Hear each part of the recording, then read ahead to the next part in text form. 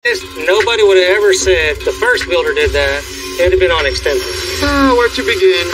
Man, what do you do with this thing? Party, we go to shows. No, this just isn't keeping up. Let's get crazy, all right? Ice, beer, food. This thing's gonna be so loud, it's gonna slap him right in the face. Oh my God.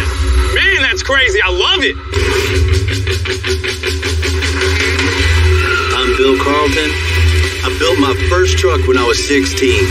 And ever since, me and my guys have been out here creating with our hands. Building the biggest, lowest, baddest custom trucks and cars in the game. People don't come here for what they need. They come here for what they want. This is Texas Metal.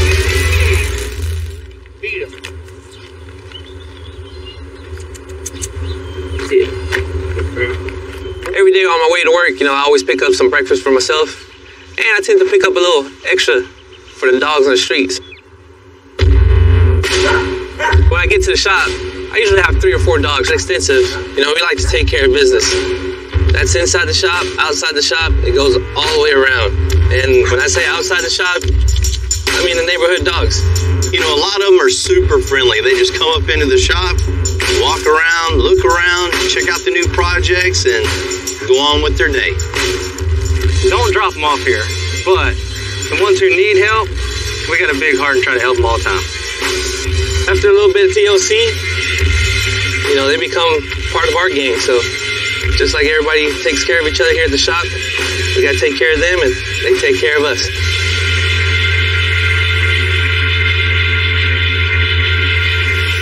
My friend Dorian owns PSE, our diesel guys, says he has a customer with, a truck that has a few little issues. So today we're going to get it in and check it out.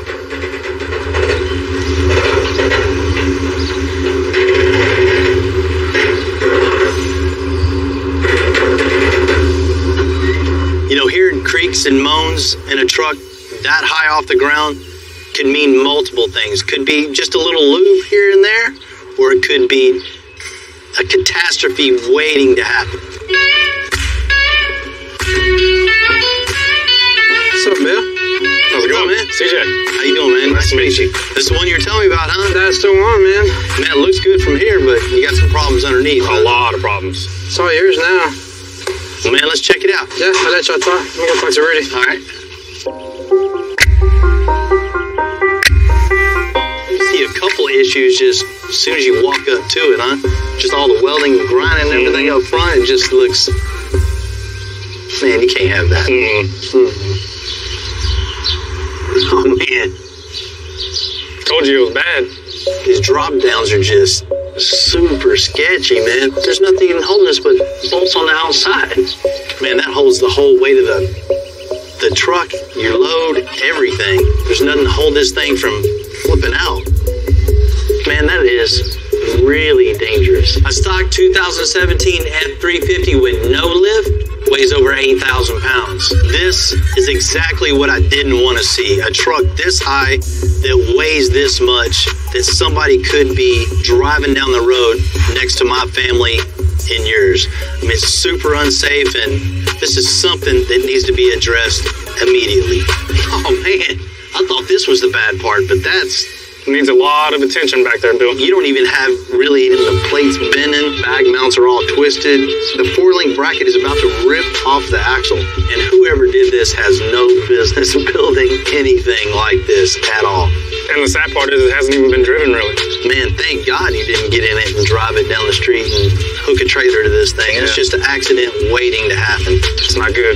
I go to shows and we travel all across the country, and this is one of the trucks that I use to do most of the traveling with, and I have a lot of weight back there that I pull around too, and a lot of money back there too, so if something happens, I don't know what I would have done. When I picked it up, I didn't know that it was that bad. It was that crazy. What do you put behind this? You got a gooseneck trailer in this thing? I got a 40-foot. I've got 2 matching rigs. I got a big 95 old body style, and I got another matching Tahoe. And they all go on that 40-foot, so I needed to do what I bought it to do. Oh, you want to be able to actually use it? Yeah. Need a usable dually. Right now, I can't even drive it. Feels like it's going to fall apart. Man, I've seen this look a million times when you're giving someone the bad news. He paid good money for somebody to do this to his vehicle, and we got to redo it again. that's how the Tree of Shame was built. Let's get this thing unloaded, man. We'll get going on it, and we'll make it right for you. I'm looking forward to it. Let's go make it official. Let's do it. You know, this is Texas, so everybody wants, custom vehicle. Because of that, there's almost an endless supply of customers that want to get work done to their vehicle, and there's plenty of shops around. Just take advantage of that. Don't really know what they're doing. They just want to make a quick buck, and this is a prime example. Unfortunately, we do see this quite often. You definitely have to be careful of who does your work for you. Especially on a project of this size, man, as heavy as this thing is, it's probably 8,500 pounds. That going at 70, 80 miles an hour and something breaking on this thing is going to somersault down the road and it's going to kill somebody. When we're done with this truck, this thing's not only going to look cooler, it's going to be way safer.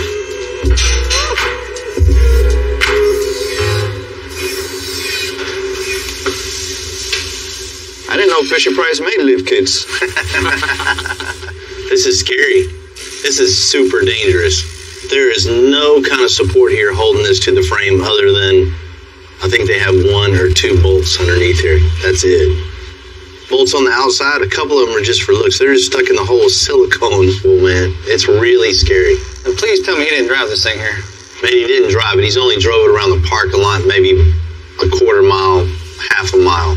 That's all the damage of just the stopping and starting with this much weight with some shady brackets like that. I can't believe somebody sold him this job. I mean, that's just, unfortunately, that's what, a lot of people don't know. They're driving around with stuff like this. I mean, that's really scary. There's definitely a few things that we got to address on this thing. One of the first ones is putting some support back into this, attaching it to the frame, making it super safe and strong.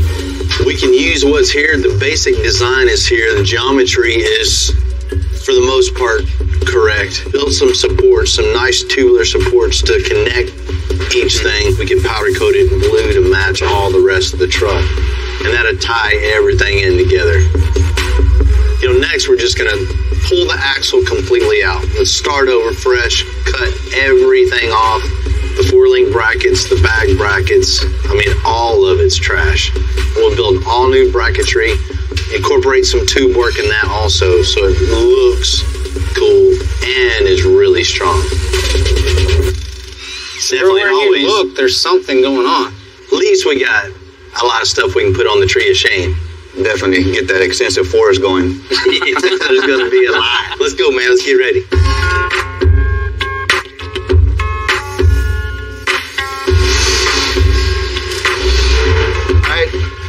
First thing we gotta do, before we lift this truck, we gotta release the air pressure out of the bags. Like that. This is like a crime scene investigation. Tim and John got to go through every inch of this truck to find all the bad work, tear it all out. Then we can start to make things right. Man, look at this.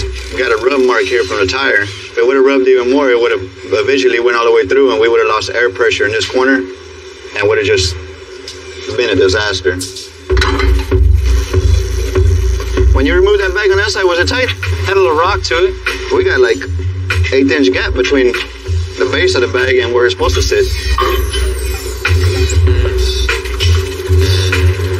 One turn and it came off.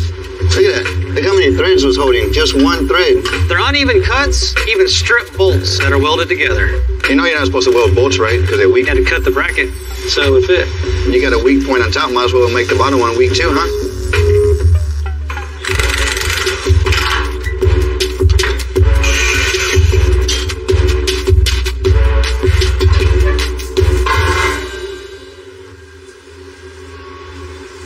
This plate comes all the way down to here and over.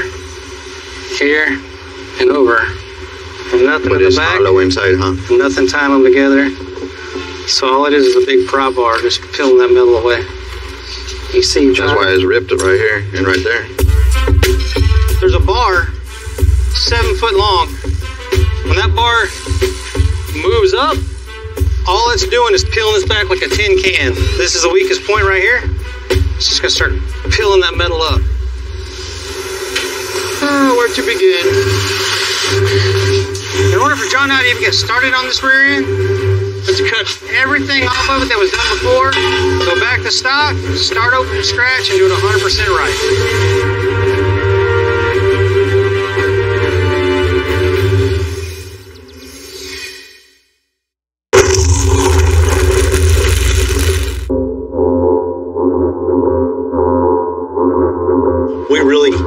So we can rebuild it the right way. We're going to keep the existing drop-down brackets, but Tim and John are going to add a ton of strength to them. Okay, so what I'm about to do is burn out a 4-inch by 4-inch hole here. That way it gives us access to the bolts we're going to add to this. So we can reach in here and put a nut on every bolt that we can. That way it makes it extra tight to the frame. When we tore this down, there was a big gap between the bracket and the frame. There were still little gaps, so we filled it in with flat bar. Now that that's filled in, that gives it a solid mount. We bent this piece here, bolted to the frame, then we'll weld it all the way down. So what it's ultimately going to be is a cradle that sandwiches a frame, and have bars in between that make it 100% strong and sturdy. Working on a previously customized vehicle is a lot more work to go back and fix than something you just start from scratch. Righting a wrong, in this case, a bunch of wrongs, have been a big part of my business. On the other hand, I like the challenge. It keeps us on point. Yeah, always ready. And good thing too, because we're always getting calls, come on over, we need some help.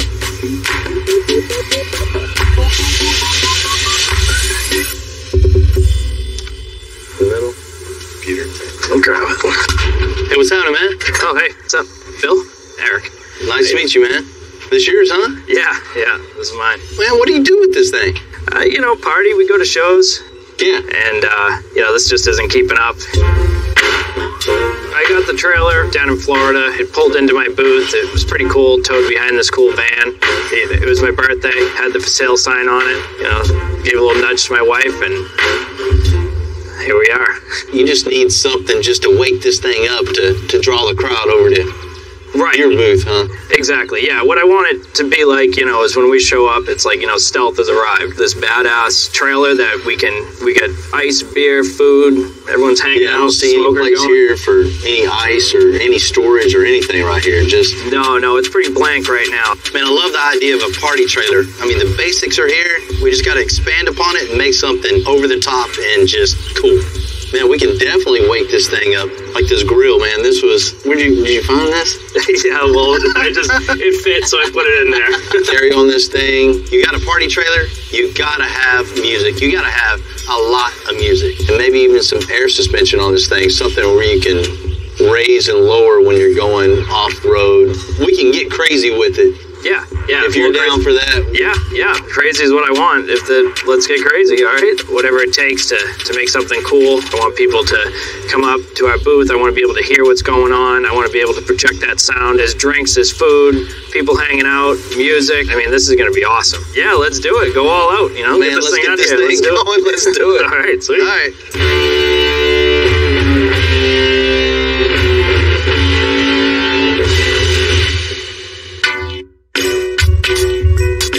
Party trailer was a great idea. It's a great concept. It works okay. It draws some attention. But we're going to take this thing and just draw a lot of attention. This thing is going to be not just something people are going to talk about. Wherever show it's at, wherever event it's at, people are going to want to come see this in person. On a vehicle, you got to work around what's there. There's all kind of parameters to work with. Something like this, you just have a good time, only restricted by your imagination. And we're going to let our imagination just go crazy on this. You're creating a party and...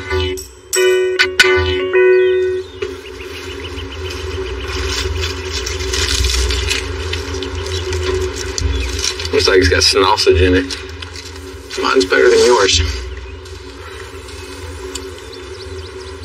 Need a cerveza. Need something. Do you ever work? We're just trying it out. Make sure it works, huh? Don't worry. It's not lunchtime anymore. Well, it's taco time now. Yeah. Well, this is the next project we're going to be doing right here.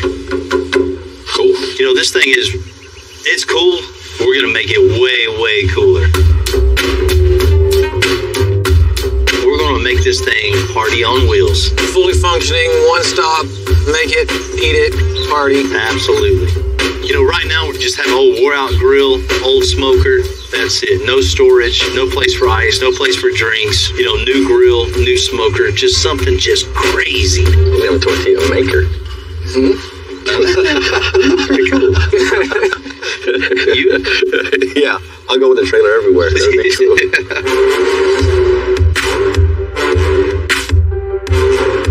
You know, next problem this thing has is suspension. This thing's almost riding on solid axle. We're going to put air suspension on this thing too. Going to car shows, events, and you know how loud some of those events get. So we want this to be the loudest. Not only loud, we want the lighting, we want cooking, eating, the total experience. Cool, man. After this thing gets the suspension down, we can go to town. I see a bunch of like tower speakers around here. We got room in here for a few subs. We can get in here, get playing some nice lows out for everybody. Yeah, fire right out the bottom. Like maybe some acrylic on the top. You can light it up.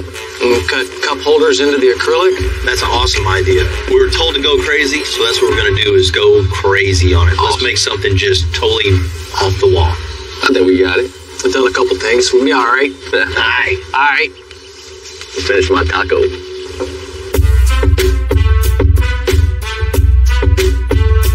Start tearing this thing down, brother? Yes, sir. I guess taco time's over. It's time to tear it up and build a new place to eat. Let's do it. Going to? Hey, easy, buddy. Right now, we're going to go and pull all this wood out of here so Bill and the guys can do what they got to do. There it goes. Easy enough. Wow.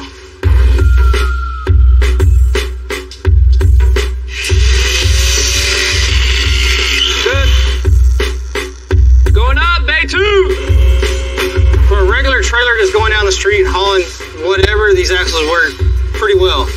But with them having that big tire on it, it makes it want to bounce more. There's no kind of shock system to it. The 4-link system is going to be a way better system, especially going off-road, little twists and turns. You know, you want a little more clearance out of it. It's going to ride a whole lot smoother than just one axle right here. Yeah, it's probably a good thing he's changing it. It's all broke right here. It's all cracked. It looks like it's been broke a couple of times. I just kept adding weld to it every time it broke. At least it's at the right place now.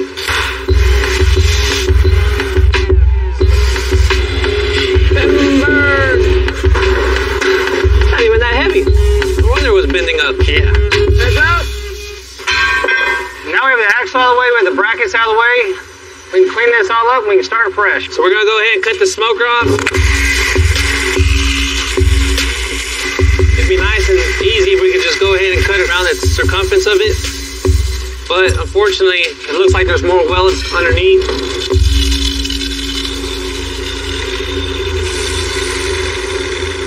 Hope you got a smoking good deal on that one. This thing ever smokes.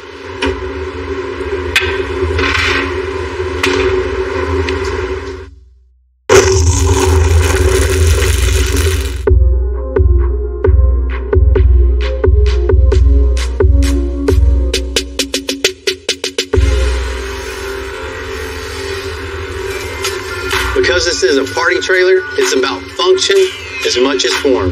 We need to smoke and grill like only Texans can. Something completely custom. So I made a call to the pros. What's up, Bill? What's happening, man? What's up, bro? These things look good, man. Yes, sir. We got our beautiful heavy-duty barbecue safe smoker and a solid stainless steel industrial gas grill, man, that can handle the vibrations of the road. Built all by hand right here in Houston. Craftsmanship looks great. It's all primer for you, ready for that beautiful paint job you're going to put on it. And I'm excited to see what you guys can do with it. Let's get it off and Let's do get it. it going.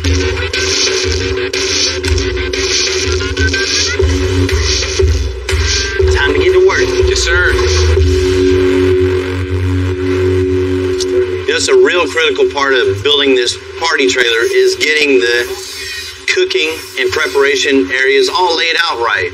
We got some really cool custom grills made for this thing, and super important. This time around, we're gonna make sure every part has a purpose and everything is where it's supposed to be. To improve the functionality, we're putting the grill and the smoker on the back of the trailer. What we're gonna do is take the existing barbecue pit and we're gonna drop it down, because if we were just to make these fit right here, it would be way up here. And you can't cook meat like that. You're gonna burn the chicken. This is a stronger joint than just butting something up and welding it all the way around. So we're gonna make a 45 here and then an offset 45 right here to kick back. Some people would just cut this off and just throw a tube down and kick her over. That's not how we do things here at Extensive. Woo! You need me to hold it, Jimmy? Pick up on it so I don't mind.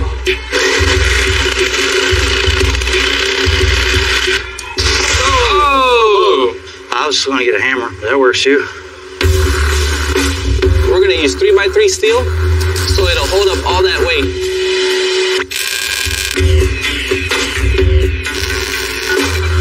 Alright, so I see we dropped them down about 8 inches, so we're not having to reach up too high.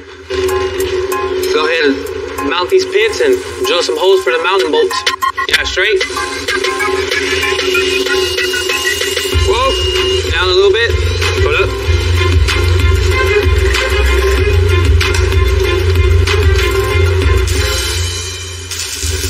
That looks good, huh, Jamie? Looks nice. Step down the frame. Everything. It's gonna make it super easy to cook. Perfect height, yeah.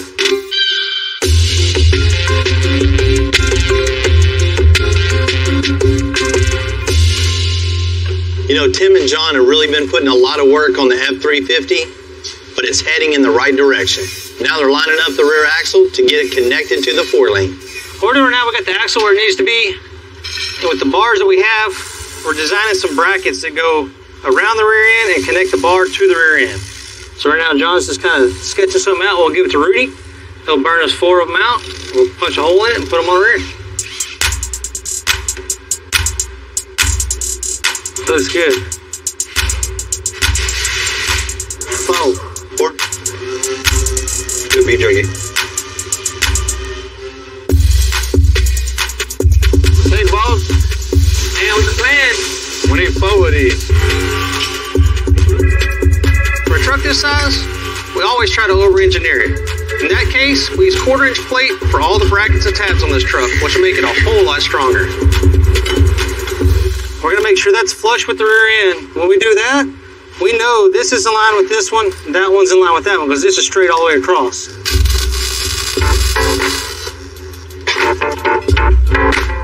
We always want to double check all these measurements to make sure everything's 100%. When you look at this tire, it'll match that tire perfectly and they'll track together all the way down the road. If not, you'll get it tracking like this and you'll see the back end of the truck either going that way or that way because the axle's not exactly centered.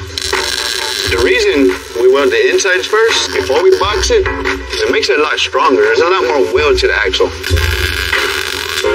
A lot of people will make these already boxed in. They'll place them on the axle. Well, you can only weld the outsides. You cannot get to the inside. So we like to do it like this, so it's stronger.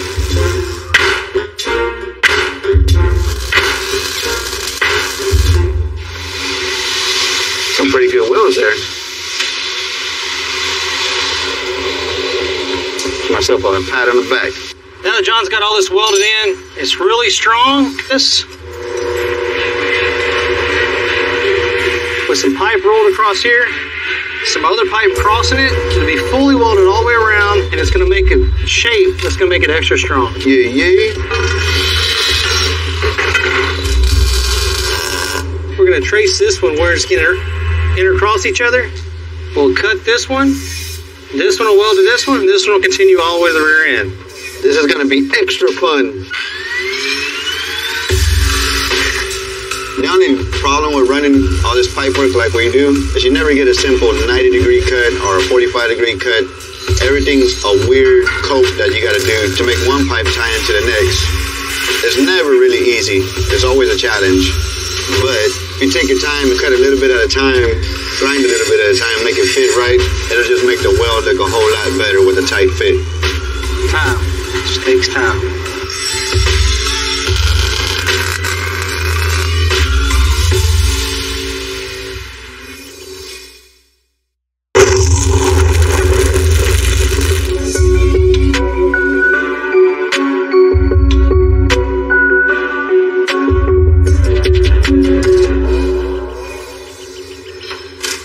This really rough shape. We replaced all the old sketchy rear metalwork with a brand new rear suspension. We're gonna mock it all up with the existing 4-lane bars.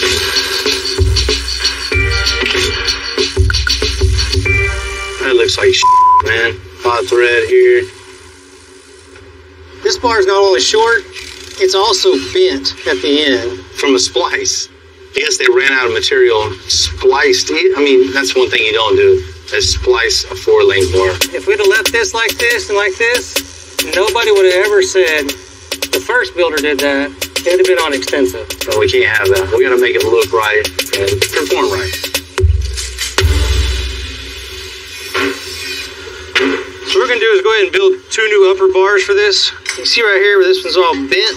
They had this much of one stick left over and then this much of another stick left over. It looks like they just butted it together, beveled it, and then welded it to make one long pipe.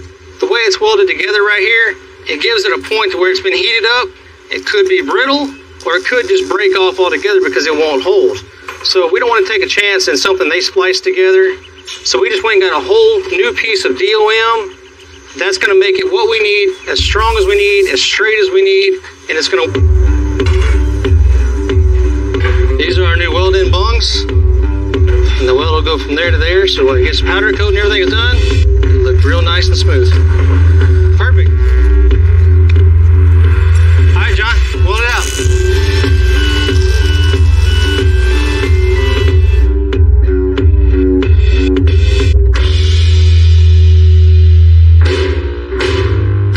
When this party trailer shows up to events, the owner wants this thing to grab all the attention. Heath and John are gonna make this thing happen with custom seats, bar tops, and a ton of audio. Got it? Yep. Bingo then. It's all you.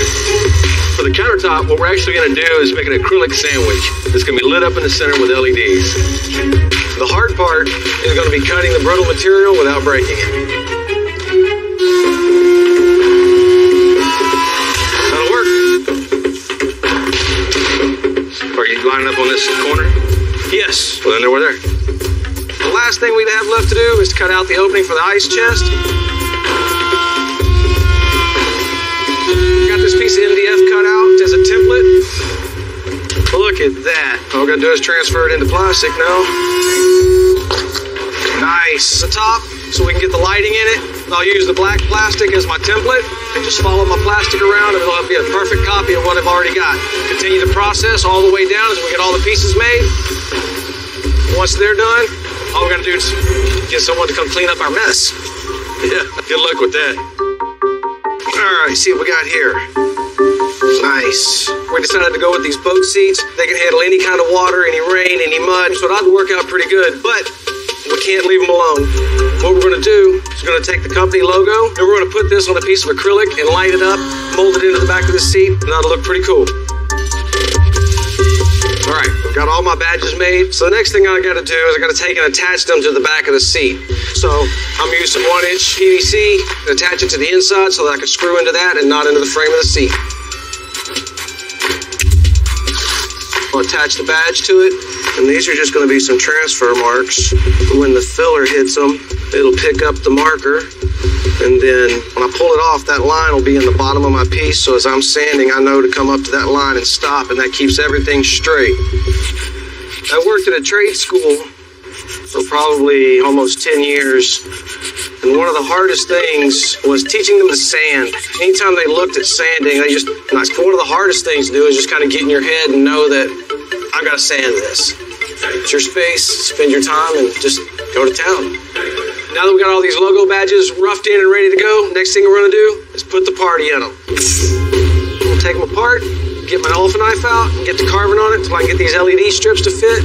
Once those are in, we'll get it wrapped, get it sealed up, and get them installed on the trailer.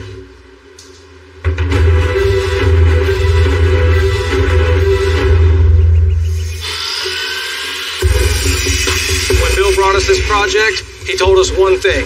This thing had to be the loudest thing in the park, the loudest thing at the show, the loudest anywhere it went. The name of the game here is just as many speakers as you can fit. Anywhere you can find a spot, you cram a speaker and make it loud. This thing's going to be so loud, it's going to have people thinking, what in the hell were they thinking when they did that? It's going to slap them right in the face.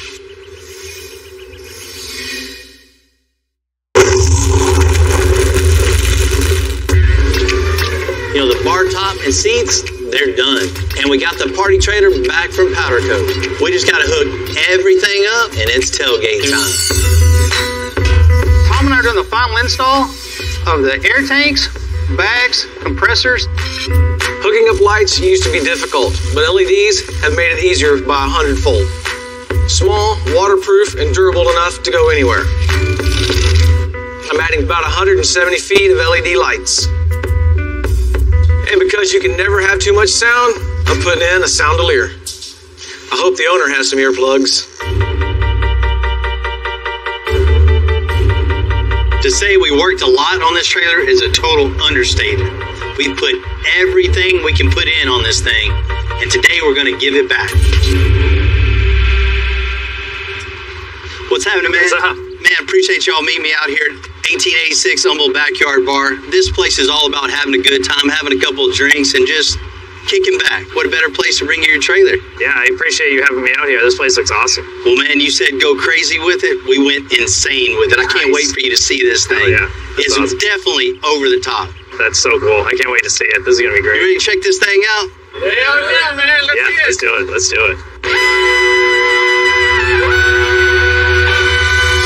Oh my. Dude, are you kidding me? Look at that thing. Holy shit.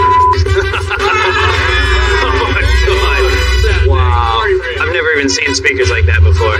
This is just crazy. Well, you wanted something to draw some attention, right? Oh, dude. That thing's insane. I love it. What's up, guys? You have something to do with this thing? A little bit. You all right? Great. What's up, Good man? now. As you see here, we touched every part of this trailer, put air suspension on the back, so it's totally adjustable with a big, heavy 4-link on it, so it looks mean and nasty, too. Yeah, I love the 4-link. I can't wait to really get under there and look at everything you did. I can't wait to get it off-road, drop it down, bring it up. This is going to be perfect. You had old smoker in the back and a grill up front that you found somewhere. I'm not real sure. Yeah.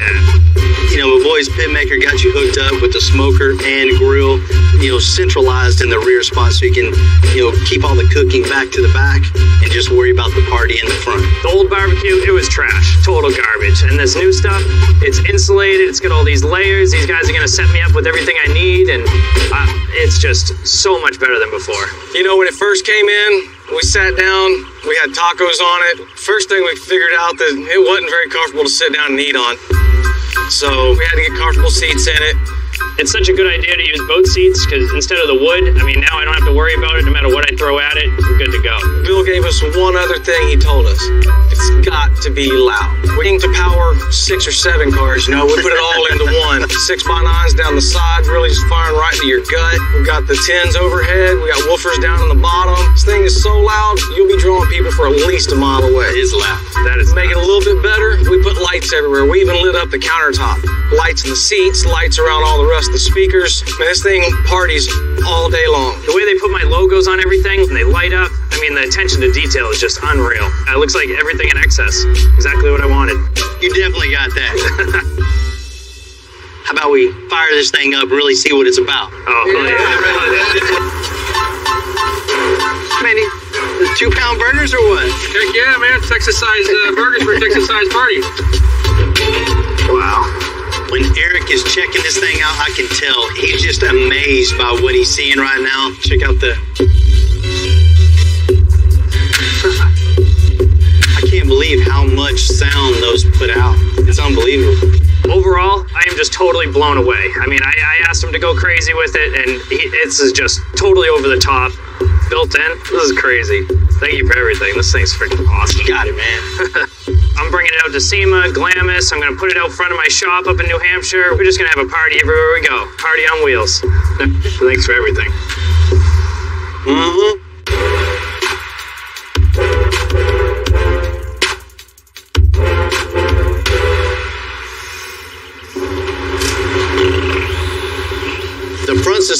on the 2017 F350 is in way better shape than the rest of it. But we still have to clean up the shoddy metalwork before we even think about sending this out with our name on it. All we're trying to do here is knock the high spots out of it. We're not trying to make it smooth and grind it to where it's going to be paintable. They're going to come back and put some body filler on it and be ready to paint.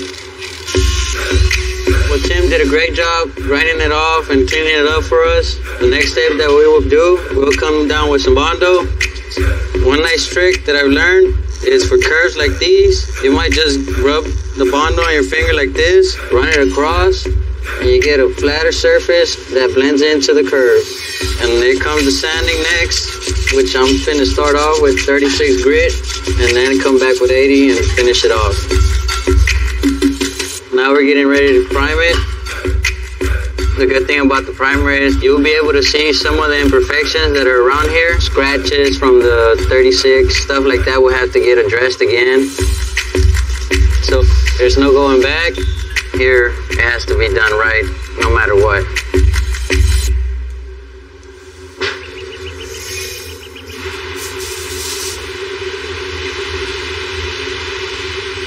You guys did a great job on this. This thing's looking good. Ready to blow this thing apart and get it painted and coated, huh? Mm-hmm.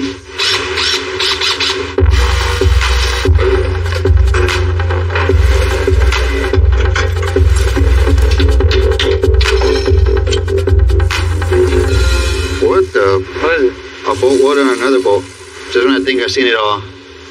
This bolt's function was to hold this hanger to the frame, but I don't know what that bolt's function was. That's something new to me. That's custom. I guess we got a new berry for the tree. Now we got everything stripped down. We're gonna send it out to powder coat, send the rest of the body work. In a couple days, we put it back together.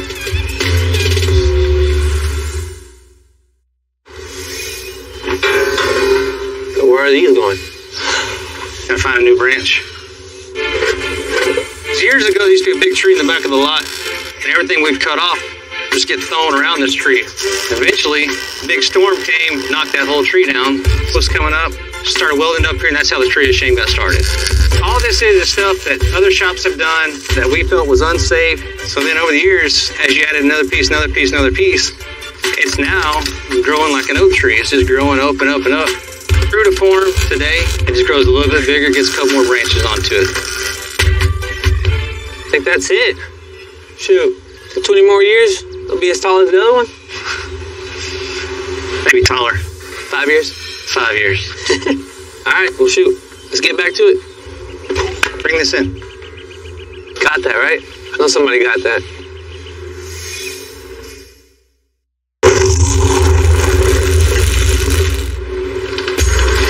You know, there's a lot of work had to be done in this big blue F350, but now's the time to give it back to CJ and his family.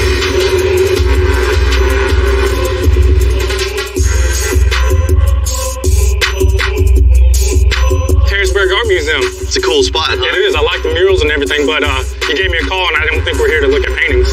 Definitely not going to look at paintings today. Got something else for you to look at. Yeah. You ready to check this thing out? I'm ready to check it out.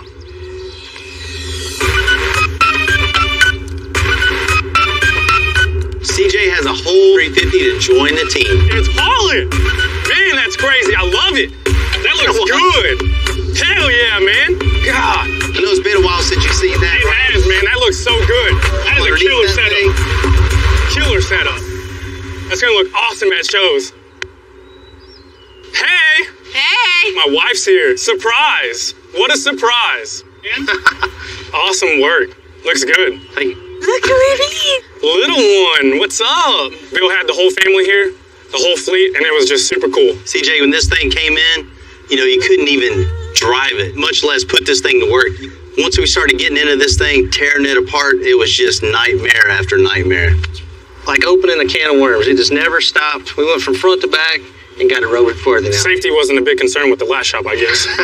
As you can see right now, problem solved. Six all in a car. Yep. You see on the front, front axle was just garbage. Yeah, it was bad. It just looked like it was going to fall apart any second.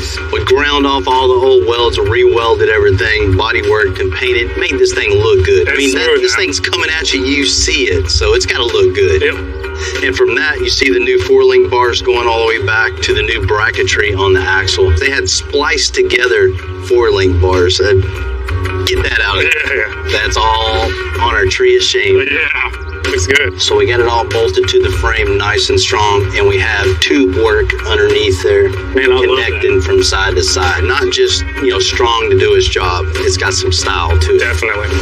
And now it looks amazing. The tubing, the support, it's just good that he went through every inch of this truck to make sure that it was perfect. As far as the rear axle, we just started fresh, cut everything off, welded everything up, and just made you some cool bag mounts, 4-link mounts, and it's all artwork. It's a piece of art underneath there.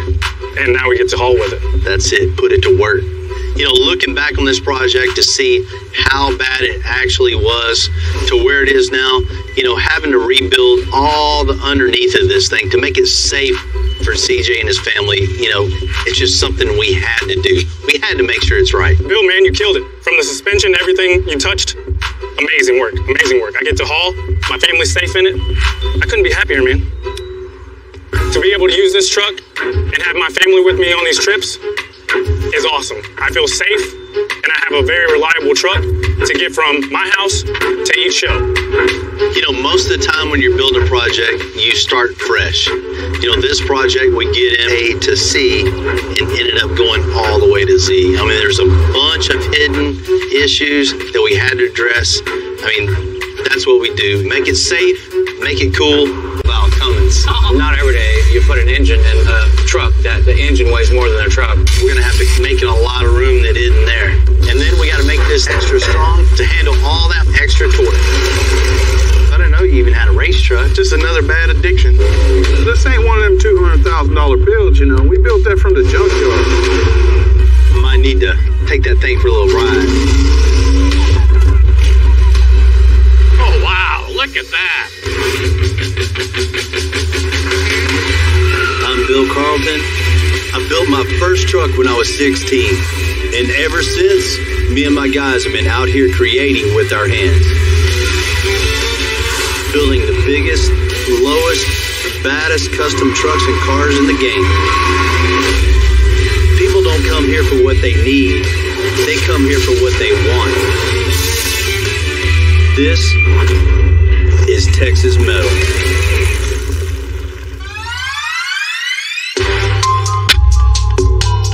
The custom truck scene is so big on the north side of Houston. No matter what I need, I need a drive shaft for one of my builds. So I'm going to go see my old friend David and his son Daniel. They run a little salvage yard amongst all their other little businesses. Hey, Bill, what's going on, man? How you doing? Good to see you. Same old thing, hot. I know, that's right. Yep. I came over because I need some. That's all right. What do you need? That's what you always tell me, at least. Yeah. What do you need? Man, I need a 2-piece drive shaft. We always mock up with those things, so. I have to get them out, but yeah, we got them. Whether it's their mud trucks or whatever they're interested in at the time, I always like seeing what they're up to. Sometimes I like taking them for a run. Hey, what you got going on here? Oh, that's a little race truck we've been working on. What's up, Bill? What's going on, man? What's happening, man? Oh, another day. So you got your little Colorado and just got after it, huh? Man, let me check this thing out. All right, let's take it down. The customization comes in all sort of shapes, sizes. This is just a prime example of that, of just taking an old truck, cramming a big engine in it, big turbo, and just seeing how fast it'd go. What do you think of this, Bill? A little LS, huh? Uh-huh. Everybody got to have LS nowadays. Yep. So, we're just trying to get in where we're fitted, man. Yeah, you had to make a little room here for the turbo, I see. Oh, yeah. Just a little. We still haven't put a hood on it. You don't need all that. Man, I know y'all been building the big mud trucks, but I didn't know you even had a race truck. Into the airbags, and I got us into the mudding, and now just another bad addiction. Something to spend money on? Oh, yeah, definitely. How quick is this thing? It does all right. We built this truck to roll. I mean, of course, it's got an 88mm turbo. Oh, yeah. 2-speed power glide. Mm-hmm. Got them fresh Hoosiers on the back, too. Fresh new tires. That has no choice but to go. Hey, it rolls out good. That nitrous works, too. Oh, yeah, absolutely. Thing's cool, man. So you got the cage in here. Get the harness in here. Oh, yeah, you gotta have that. Trust me, you're gonna want to use those. Come over to get a drive shaft, stumble across the Colorado with the crazy LS in it, turbo. It's a good day. All right, guys, we got to go out back and get that drive shaft built. All right, appreciate it. Anytime, sir. These guys are the ultimate backyard builders. They take whatever they got and turn it into something cool. Right now for them, it's all about speed, and the faster the better. You know, I'm all about pushing the limits on my builds, so I can definitely understand putting a big engine in a small space. But it's the fun part of doing what we do. You know, I had a customer, Monty, give me a call, said come check out a project that he had for me. And rolling up here today, man, his place is really impressive. Hey, Monty. Bill, how you doing? Hey, man, good. Yeah, nice to see you. Yeah, man, good to see you. Thanks for having me out. Absolutely. So you got a little project for me, huh? Well, I do. I think it's something you really like. Man, that's nice.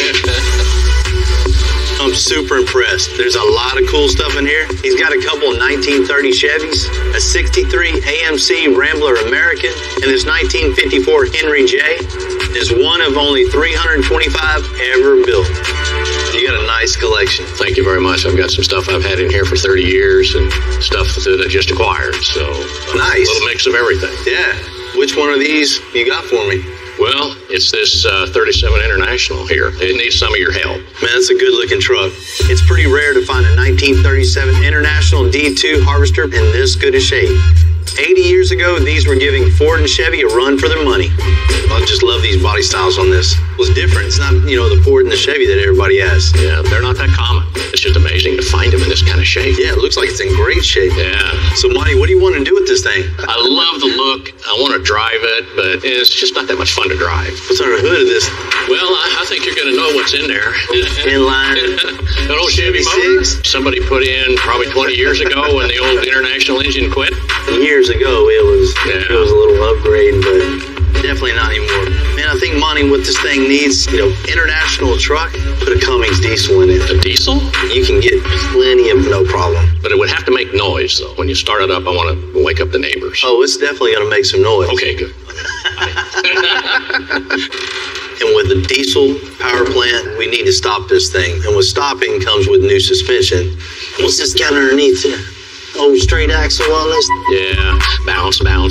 You know.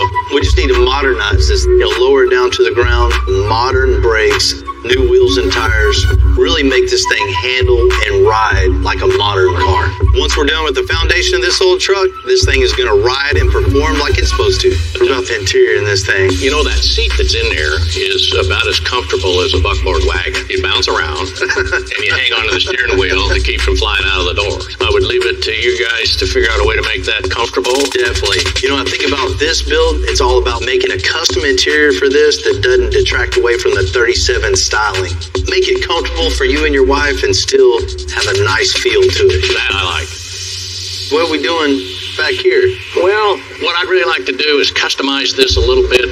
My family had a grocery store and a gas station in Alliance, Nebraska, and they had old pickups like that, so I thought maybe I could put Kashner Grocery on here, and it's a little tribute to my dad. Yeah, we can definitely come up with something with that. Yeah, I'm sure. I really like when I can tie something personal into a build, and this wood in the bed is a perfect opportunity. I'm ready to get going on this thing, man. It's going to be exciting. It'll be fun. I think so. It'll be different. We'll give you the full Monty. Oh, I love it. This truck is 80 plus years old. We got to get rid of everything and start over. It's a beautiful truck, but people don't come to us for restorations.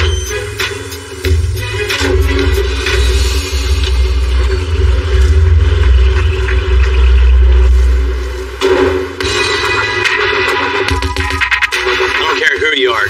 Old trucks are cool. Anytime we get to work on a piece of history like this, it's something special. Monty wants something custom, but he wants something to still really look authentic. Something that still has the 30s feel, but he can get in, start it up, and drive it wherever he wants.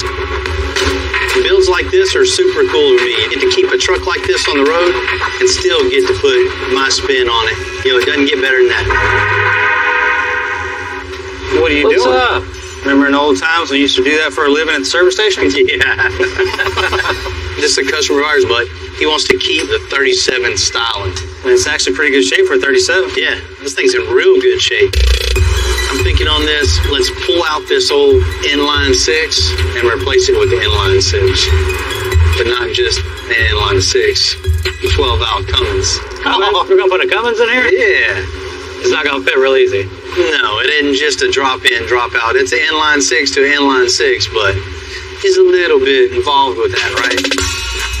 To make that other engine fit, we're gonna have to cut the firewall all out and just make it a lot of room that isn't there.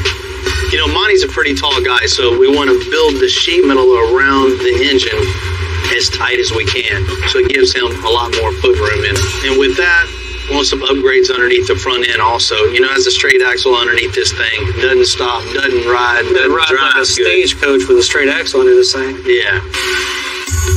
We're going to build independent front suspension for it with some nice disc brakes on it and a big 20-inch wheel with the same overall styling that's on there now. That's gonna look really nice. What are we gonna do about the interior? Check this thing out. As you can see, you know, no frills here, right? Man, I've seen farm tractors with more options than this. Right? We want a comfortable seat. Want to change out the column to put new glass in it too, because, you know, just full interior.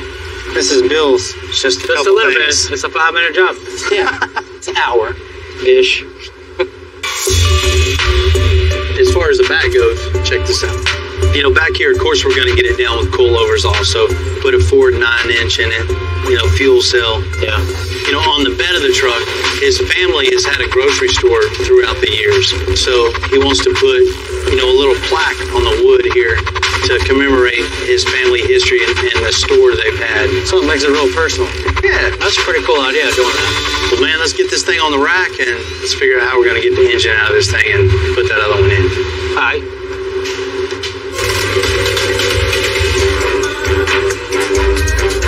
As good as this truck looks after 80 years, you just don't know what Tim and Jamie are going to find after tearing down. Oh man, what do you think? Old baling wire right here. Old coat hanger right here. Gas tank's had a couple issues in the past. You can see where they patched it a couple times. That's what Clevis is from the local hardware store. Check that out. Man, I know my grandfather do whatever it took to stay out in the field. He farmed that field from the time the sun came up to the sun went down. This looks like, well, enough looking at it, let's get it done.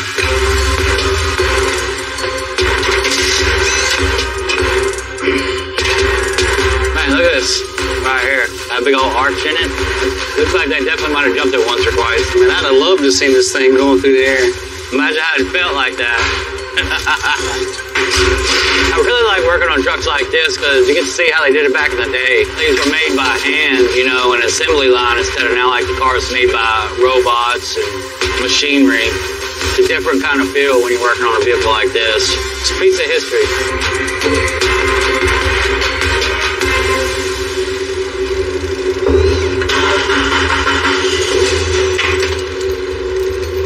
Ready? Probably good. Can you lift up? Can you pry right there with the pry bar? Yeah. I'm gonna pry it out and it's gonna flip up. Okay, back up just a little bit. Okay, up. Up, up, up, up, up. All right.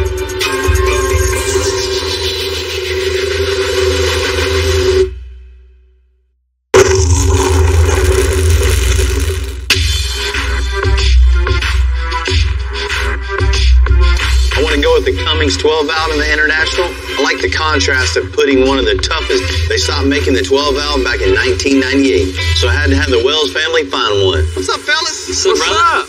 We got your diesel. There it is. This it, huh? Yes, sir. 12 valve. Where'd you get this thing at? Out of 97 Dodge, ready to go, bro. We got the same engine in our drag truck. This 1,100-pound, 5.9-liter engine has over 400 foot-pounds of torque. But what makes this stand out is its durability. Man, this thing looks like hell, but it runs good, right? It's gonna run good.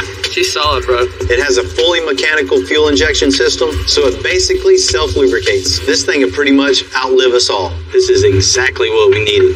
Glad we could help. The 12-valve Cummins, the best diesel engine ever made. So you can't beat these things. Once this thing's all done, we'll have awesome fuel mileage and this much power in that little over truck. It's gonna get it. That's for sure. It's huge, man. Tim? Not every day you put an engine in a truck that the engine weighs more than a truck. It's pretty unique. This is gonna be fun. We got a ton of support underneath here. We're gonna start by leveling the body and frame all back up. We don't want to go in and just cut the whole firewall out and the whole, we're just getting it in, seeing what the next cuts need to be. Kind of put it half-ass center, Jamie? That's pretty close right there, Bill. So it's just a little at a time. Cut a little bit, inching in a little bit, see what else you have to cut a little more, inch it in, get a little at a time so you don't have this huge opening in the firewall to have to recreate later. You know, getting this heavy engine in this truck is a challenge. But not only getting it in, you got to get it mounted properly. Now we've made tabs off the frame back here. There's the tubing coming down, going over a center mount. It'll all be rubber mounted. The motor be mounted on rubber. Transmission mounts be mounted on rubber. We just totally reinforced everything 100%. It's beefier, it's heavier. It's not going nowhere.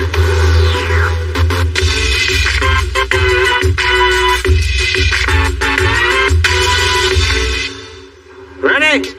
Pretty much anytime you go with a bigger engine, it's going to come with a bigger transmission. So I'm making a bigger trans tunnel and a new subfloor.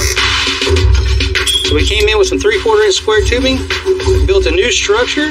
That's going to be the skeleton that holds the new floor. So we'll cut some sheet metal. The sheet metal will connect the firewall, and we'll be done with the floor. There's several ways to do this, but me personally, I like to bend as many bends as I can. It's less places you have to weld to do and less heat on the panel. I'm gonna drill some holes so when I push it down from the top, I can weld it from the top. And you look up from the bottom, you don't see any welds, you don't see anything, it's all slicked out and looks good. Back when this International rolled off the factory, it would have been hard to imagine the torque we're putting into it. So we got to build a whole new super heavy-duty suspension, starting with these control arms. From the center of the bolt hole to the center of the ball joint cup, we've laid out for exactly 10 inches. So now what we're going to do, we're going to build some pipe to come over to connect the ball joint to the bushing. That's going to be the structure of our control arm. Now we have the skeleton all done up. Jamie's making a plate that's going to go in here. All this will be welded together, and the plate will be welded on this to make everything extra strong. We need the transmission jack over here. Go up a little bit. So once we got the bottom control arm on, we'll put the spindle on, the rotor on, make sure everything functions, everything's good. Then we'll make the coilover mounts. These two tabs right here are going to weld to the plate. Watch your finger. The plate is going to hold the arm. That's what's going to hold the truck up in the air and give it adjustment. Cycle it up and down, see how good it stays up and down, and we'll go from there. Front suspension's all mocked up, so Tim and Jamie are moving to the rear and start notching the frame. The stock frame rails have a natural curve over the rear axle, so we're just going to open up the notch a few inches. It'll maintain the structural integrity while overall changing the stance and look of the truck. What I need to do now is contour this flat bar to the shape of this radius right here. So sometimes it's about just getting your piece pretty close and then just forming it in as you go. So I'll start cranking it with this C-clamp, just getting it in the shape. And I'll keep tacking welding it until it's perfect. So you can see the inside now, it's capped. It's got a nice shape to it. It's contoured to the template. I need to go ahead and weld that in, grind it down, and be good to go. I actually like the way this looks. It looks better than the original. It's got a little bit of style to it, nice shape. It's gonna look good on the frame.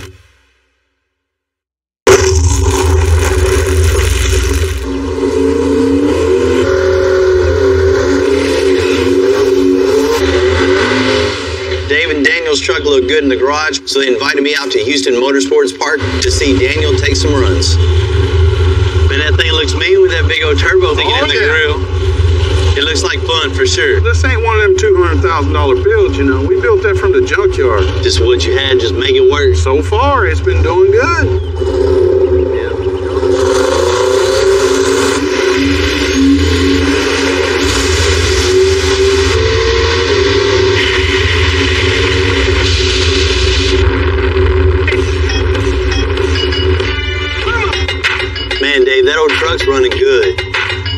hooking up good, going straight. And make a little power too. Hey, it ain't bad for a backyard build. I think it goes.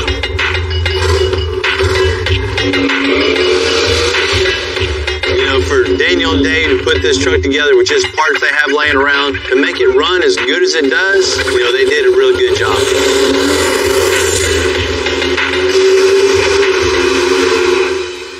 Oh, Daniel can drive pretty good too. Oh yeah. I showed him how to do that. He's got it. Me and Dave go way back. He came over and watched me ride my bike around the neighborhood, his thing. You know, Northside, we're all a big family. We all know each other. We all look out for each other, especially if you got something cool going on. We may not come from the nicest part of town, but we do know how to make do from what we have times 100. It's just really cool to see. You know, I try to keep that mentality in everything we do. Always pushing ourselves to go from here to here. One more little nudge. There we go. That's it on the money. We got an extra large diesel for this 37 International. So we got to build an extra strong custom 4-link for the suspension. The crossmember here is pretty much the most important part of the rear suspension. Everything trails off of this. So all of our suspension 4-link components mount to the crossmember. The diesel engine that we're putting in here, it's got a lot of torque. So this is super important for it to be strong, square, and level. We'll go ahead and put the heims in between it and bolt it, snug them. You know, in this particular application, the parallel 4-link is the way to go because it has 4 points of contact linking the axle to the crossmember. The more points of contact you have, distributes that torque all around. So it's good right there. Now the next step is our diagonal link. That's the final link of the whole link system. With the diagonal link from a fixed point to the point on the rear end at an angle, it keeps the rear end from moving side to side. Very key part of the suspension. Watch your face, sir. Now we have all this set up. We're going to run 2 tabs off here, 2 tabs off here. That's what's going to hang the coilover. We're going with coilovers instead of airbags on this because he wants a static drop with great performance. It's a coilover, a shock. The suspension's going to ride on the coil spring of this. It's going to travel up and down with the coilover. And the internal of it acts as a shock. These are our mocked-up coilovers we use for everything. When it gets back from powder coat, we'll put the other coilovers on with the new springs, and you'll see the final setup.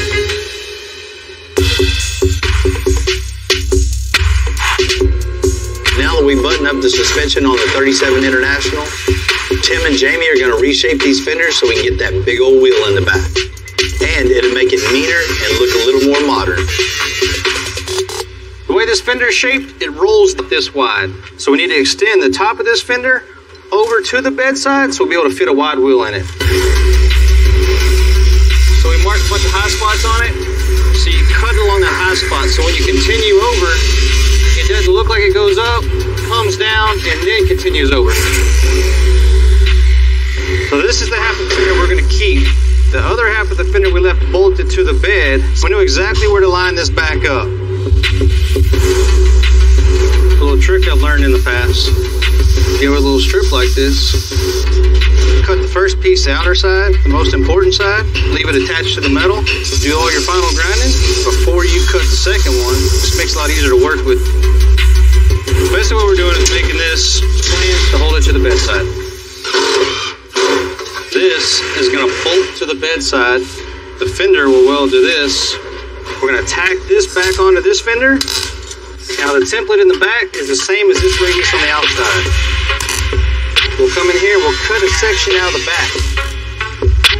Then we'll sheet metal from here to the template, tack it, get that one good. We'll work our way to the front and do the front piece. The flange that we built is what's going to hold it to the bedside. We can unbolt that. The whole fender comes with big fat tires. So what the truck needed in the back instead of that little... Definitely. It looked like a motorcycle fender in the back, where now it looks like a fender. You had to throw something in there about a motorcycle. Yeah. I don't think so.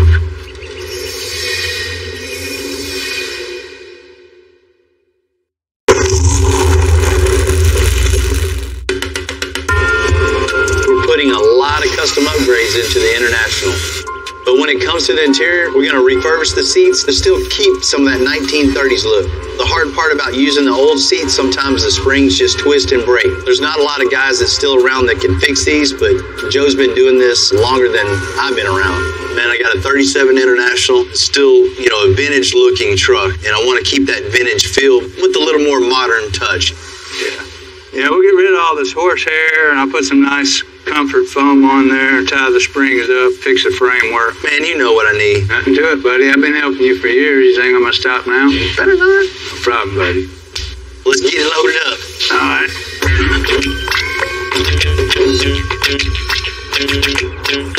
Bill's been my friend since he was a boy. When I first built this first building, and he said, "Oh, I can do that," and I said, "Yeah, no problem." But he never stopped. He just kept going, building more and more and more.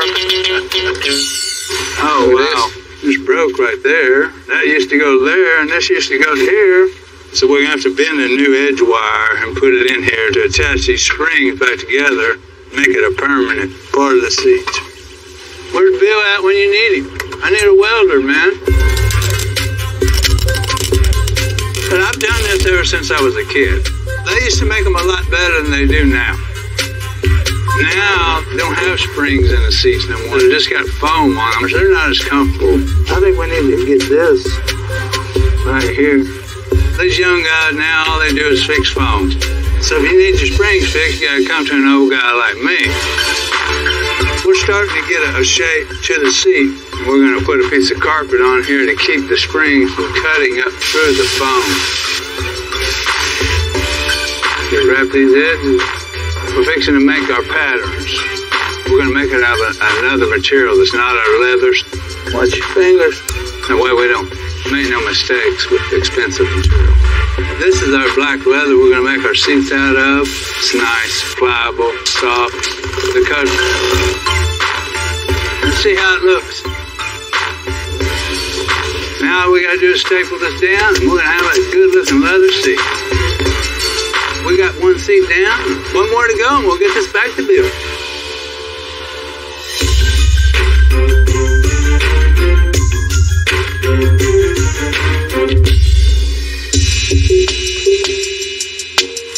Monty loves the vintage feel of this truck, but he wants modern touches on it. So I called my boy Lewis in. He's going to build some wood panels for the side of this bed.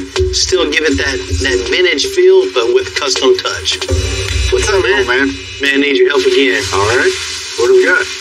Monty would like to pay a little homage to his family's history. His dad has had, grocery stores in the past. I need a wood panel for each side of the bed and put their name in the bedside here somewhere. Yeah, that'll look good. The wheels are going to be a charcoal. The inside's all dark, so I like, a dark stain on this thing too, so it ties everything together. Okay. Well, if you're going charcoal on the wheels, we could do something really cool and go with a Shosugiban finish. A what? A Shosugiban finish. It's a traditional Japanese finish used to preserve wood, and what we'll actually do is char the wood to give it that charcoal appearance. Nobody else would have it, that's for sure. And that sounds cool, man. Let's do that. Okay, sounds good. Ready to get it? Take this over here and get started. We're going to take this piece, take our router and route it to the exact shape and give it a little profile on the edge. We're going to put some nice styling on the sides of it so it's not square, and it gives it a really nice detailed edge. All we have to do now is put the Shosugiban finish on it. So we're going to fire up the torch and get started. So it's really important whenever you're doing a Shosugiban finish that you keep the flame moving. We don't want to keep it concentrated in one spot too long because it could potentially catch on fire, and we definitely don't want that. So as you can see, as we're doing this, it starts to really highlight the grain of the wood, and what that's doing is it's burning out the softwood of the oak and just exposing that hardwood, starting to look really, really nice. Get that look that Bill was going for when he said he wanted the charcoal gray. What better look to give him than an actual piece of burnt wood. Now I'm going to wet it down just so it doesn't get too hot. Now you can see how all that water is we're looking for not just the look, but this bed will be protected for many years to come. Okay, so now that we've got the Shosugiban finish done, we're going to get the letters engraved onto this, and then it'll be ready to put on the truck. You know, for me, one of the best parts of building custom builds is that it's art. But this ain't no sculpture, we get to drive them. And the more I think about David and Daniel's drag truck, the more I want to give it a run. You know, I at least gotta ask. Look like they're around here, so they're probably out back messing around. What all my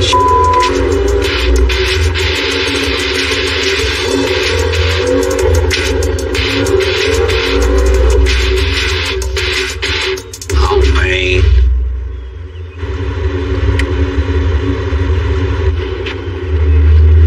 They're gonna have to come get us. Man, here we are.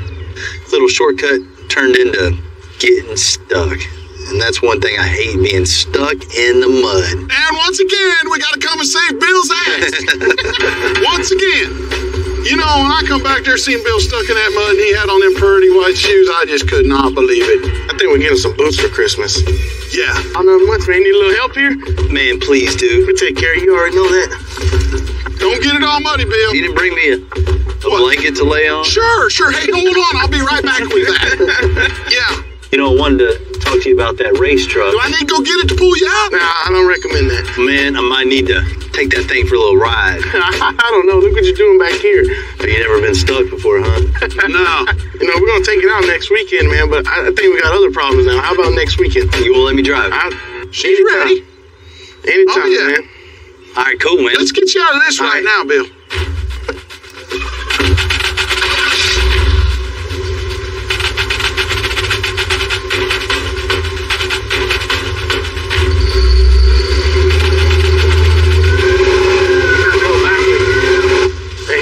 Center. Had to go backwards. Man. You know, sometimes getting people out of the mud, it's easy, but other days it's a lot of work. You know, I enjoy that part of off-roading. You're going to get stuck, you know. All right. These things happen. This bumper's for looks. So. It's going to look good behind this Jeep. Let's do it. Come on, you got it. Straighten up, Bill. Straighten up. Man, thanks. Anytime, Bill. Yeah. Oh, yeah. That truck's ready. Man, appreciate it. I'll see you again. We got you.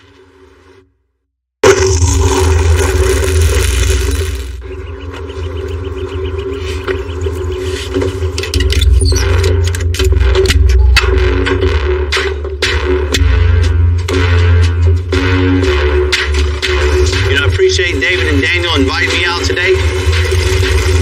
I can't wait to get in that driver's seat, see what this thing can do. Back. Yeah, there you go. So Daniel, tell me about it real quick, man. Give me a little tutorial. All right. Make sure your steering wheel's latched on. Got your water pump here. You're going to go all the way back to first gear. Bam. First. Yes, sir. Second. That's it. When you let go of that button, you're going for a ride. You're leaving. Cool, man. I got this. Let me suit up and let's see what this thing will really do. Let's do it. Yeah. You gotta have this on? Case catch on fire. I know you like to go in circles, but we'll see how your driving skills are straight. Keep it straight. Hey, you got this, brother. You got it. You got it. Handle it.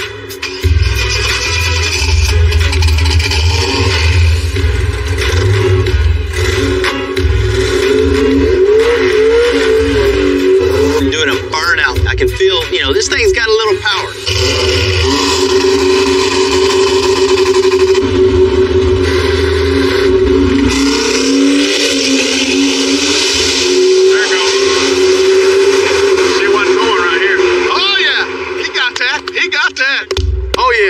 Not bad for first pass. Yep. Man, releasing that button, feeling just the torque of this engine, the power pulling you back in the seat and just holding this thing straight the whole time. Man, it's just exhilarating. Well, what do you think, man? What do you think? What up? What do you think? Oh, truck runs good, boy.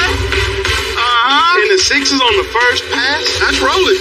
You know, it's a great way to start off your day. You don't need coffee or energy drink. Adrenaline rush is the best way to get it going. Man, that was fun, man. I tell you what, I've been needing that.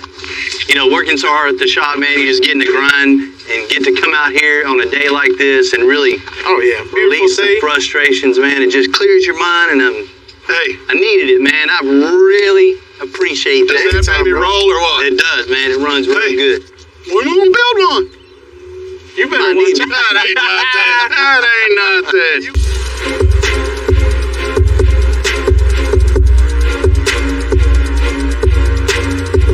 To fit the 12-valve diesel and the 37 International, we had to pull off the turbo, amongst other things.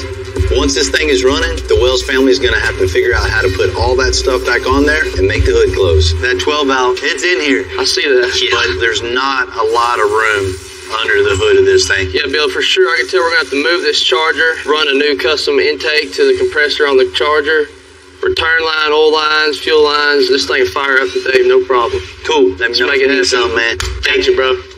So we got a big engine, very little space. So first things first, we got to figure out what we're going to do with this turbo. We're going to have to move this manifold, pull it in more, so you can run any exhaust or piping in here that we need to do. That's going to be tight, especially here. We're going to have to lower it. Yeah, if we can cut this off and weld that flat and drop it down, then I can put a 90 there. We're going to have to modify the exhaust manifold and move the turbo up and forward so we'll have room for the valve pipe. Because this turbo weighs so much, we want to keep as much metal on this manifold as we can, give us more welding surface, and keep this area strong. All right, that looks good. Let's pack it up.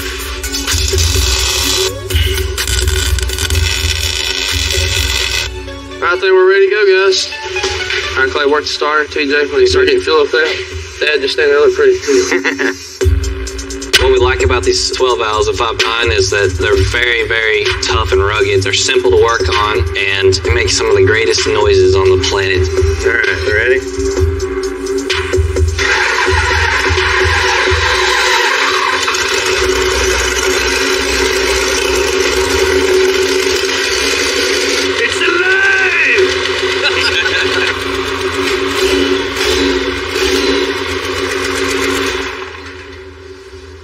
We gotta run a 12 valve, boys.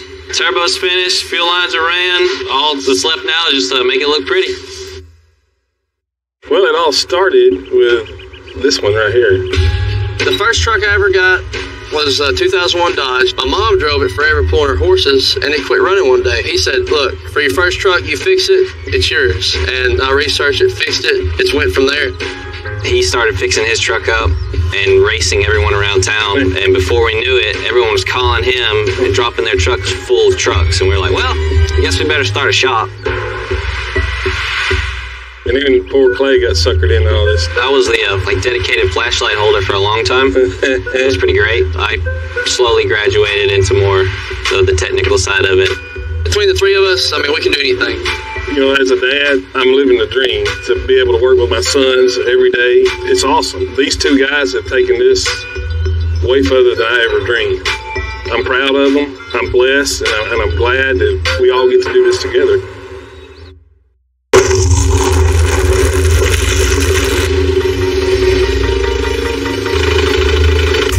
Help me do this real quick. We got the chassis back from Powder Coat on the 1937 International Harvester, and it's all hands on deck putting together the rolling chassis with custom 20-inch wheels and tires. Bring it down just a little bit, Tom. Stop.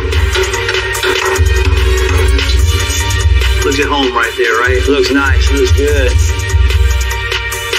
You know, if you look from the outside, all the changes are pretty subtle.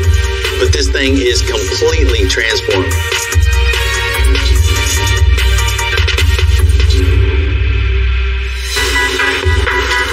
You know, Monty had a talk with something really cool and custom. Well, there's next to nothing 30s underneath this truck anymore. You know, I hope he likes it, because I know I do.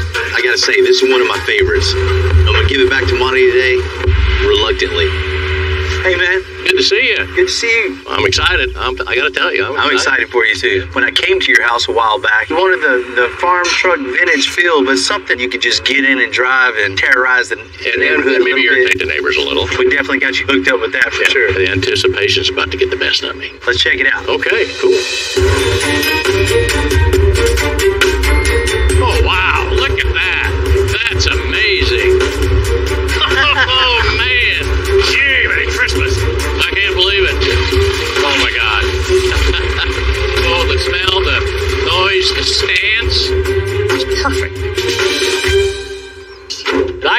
crazy. Hey, man, how you doing? Pretty good. How about yourself? Oh, man, I'm doing great. I can't wait to see the nuts and bolts on this thing. This is crazy. Once we got going on this thing, we've just gutted everything. At one point, it was just a cab. Just a cab and frame. We started building from there. When you came in, this thing was pretty much 100% original. That's cool for the vintage look. As far as drivability on this thing, one of the main things I know you wanted was that diesel engine. So we got a Cummins 12 valve in this thing. Put a 12 valve Cummins in this thing? Wasn't an easy fit in this truck. Oh my God. Look at that. How in the world did you stuff that big motor in that little truck? Pretty much only see the front 4 cylinders, right? Yeah, that's it. The other 2 are inside the cab. Okay, good. You know, that isn't an easy trick there. We cut out the old firewall, got it in place, and just pretty much built a new firewall, new transmission tunnel around the engine. That's amazing. Amazing. When I fire this up, I think all the neighbors around me are going to know that the old International's running. This all fits in there, the hood closes and doesn't stick out. That is just off the scale cool. We took out the old straight axle, the over end, and we just scrapped all that. Yeah. Built an independent front suspension, 4-link, a new 9-inch in the back with all coilovers all the way around. This thing can handle any torque this engine puts out. The attitude's right now. You see how this thing sits on the coilovers? That's a perfect stance I wanted. Tire width, they're kind of like the old wheels that came off of it. Right. Exactly what I was looking for. It's amazing. And to get it down that low, we had to... You nailed it. They're not out of proportion. They match the front. It's perfect. Most people will never notice it. I had to look at it a couple times to see what had happened. All the subtle custom features that are really off the scale, you can't see them. They're so subtle, and that's perfect. That's exactly what we wanted to do. Oh, man. Look at that. This truck had never had it so good, right? You know? I mean, there was just bare metal here. That's awesome. Still, you know, the original seat, but just, you know, totally redone. Still has that, you know, the vintage look, but still has that custom feel also. I'd say you nailed it because it just was all brand new. I think you're going to be just very comfortable inside there when you're passing everybody up. Yeah, I like that part, the passing part. You know, Monty, you had those steak pockets on the back. Yeah. Steak belongs on your plate, not on the bed. So we filled in all the holes where the steak pockets were. We moved the wood down on the bed sides, and it has a spot for your family son. I like that a lot. Subtle, but it's important to me that it's on there. Man, it was really nice to be able to work on something old like this, you know, from seeing like a Nebraska truck, then taking it to where we brought it today. It's nice to see a finished product and a happy customer like yourself. Yeah, man, you nailed it. Thank you guys very much. That is awesome. It's crazy good. I can't wait to get out. And, you know, once again, my guys killed it on this. Hey, Monty, enjoy this truck. You're going to have a lot of fun, you know, driving, cruising, and terrorizing the neighborhood. Little step. So how much more money do I owe you? This little puny bumper, and I ain't gonna cut it. This thing's finally starting to look like something. 1934 Buick. It looks perfect. I'll tell her we're cutting this up. We'll take this original engine out, put a late model Chevy in it. We're gonna piss some people off. We're gonna show it the respect it deserves. Get some shocks in here. He wants this thing to be able to drop on the ground also. Holy shit, that's beautiful. And it's not yellow. I'm Bill Carlton. I built my first truck when I was 16. And ever since, me and my guys have been out here creating with our hands. Building the biggest, lowest, baddest custom trucks and cars in the game. People don't come here for what they need. They come here for what they want. This is Texas Metal.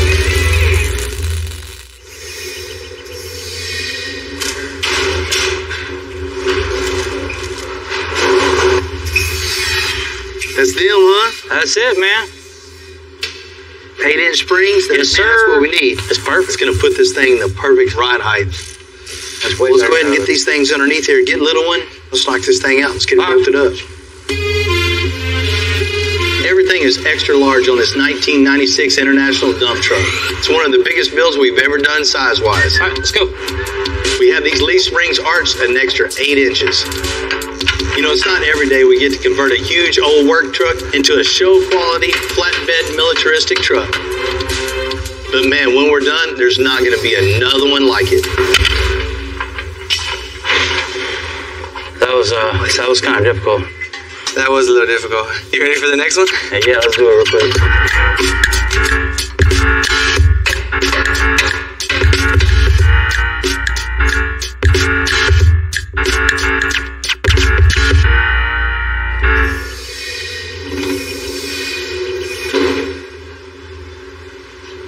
I know that look. Yeah, we got a lot of stuff to do to the dump truck. A lot. I mean, rear suspension, parallel 4-link with the big, huge triple convoluted bags.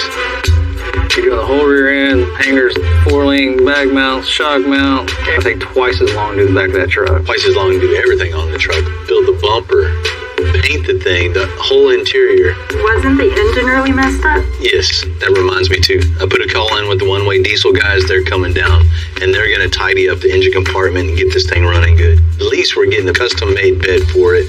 It's going to be really cool. Front suspension's done, but, you know, everything's taking so much longer. Everything's bigger, heavier than we're normally working with. I had a feeling you're fixing to tell me, like, you need it tomorrow or something. We got a little time on it, but it's getting way, way behind for sure. Ready to go get after it? Well, let's go. Let's go do it, man. We already tore the bed off, made and installed the hangers. Now we can get going on the rear suspension. We got a super huge truck, so we need some super huge bag mount. You know, we usually use 3/16 D plates for the bag mounts, but on this one, we're gonna make bigger, thicker circle plates out of 5/16. This is the foundation of everything. This is gonna support every bit of the truck's weight, so this thing needs to be super strong. Then we'll have our spacer to simulate the bag when it's at ride height. To mount that up underneath the frame, where they're going to be. And this thing looks so beefy in the back. I want to continue the bag mounts to look beefy too. So I want something just mean looking, right? Hell yeah. So I think we ought to come right off the axle up to the bag mount, and then all the way across to the other bag mount, and then down to the axle. Okay. Just with two. We got it. We'll just bend it. We're not going to roll it or anything because it's a boxy truck, so we'll continue with just square bends. It's still going to look really cool and be really strong.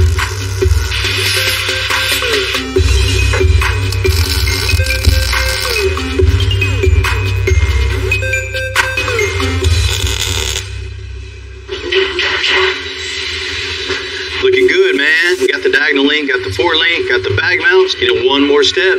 Shock time. That's it. We need a bottomed out measurement of our shock. So that's why we made a quick jig. Makes it super easy to duplicate. You know, with the really large size of this truck, you know, it's going to need some good dampening shocks, especially with the big triple bellow bag.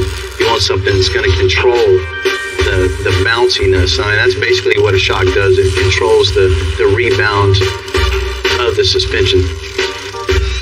You know, sometimes it just looks like we throw a shock in place. Oh, building suspensions, placing shocks. You learn what to do and what not to do, and you improve each and every time. Every vehicle is a little different as far as weight, the angle of the shock, how stiff the shock is, relating to the weight of the vehicle, to what type of suspension, how long the suspension bars are. I mean, there's variables on everything.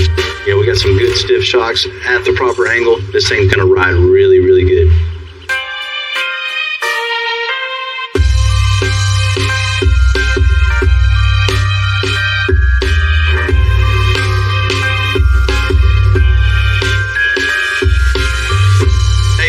Hey man, what's going on? A good trip for you? Oh, absolutely. Great roads all the way up to Houston from Oklahoma. Man, I sure appreciate you coming down. I think we may have built exactly what you need for this build. Cool, man. Let's check it out. A lot of times, we just build the new truck beds. But interest of time, I designed one that Billy made just for this truck. Man, first thing you notice is that big wheel well. Exactly. I hope you got a big enough tire to fit this. Definitely. I'll tell you, man, when I saw the drawings, I was concerned, but I know you, it's all good. Got your gooseneck hitch, your receiver hitch built in, so be able to tow and haul with that big rig. Yeah, this thing's cool. You know, this isn't off the shelf. It's not off the shelf, I'll assure you. Certainly. Off and get it on the truck. How much this thing weigh? Hey. I don't know. I hadn't built it before.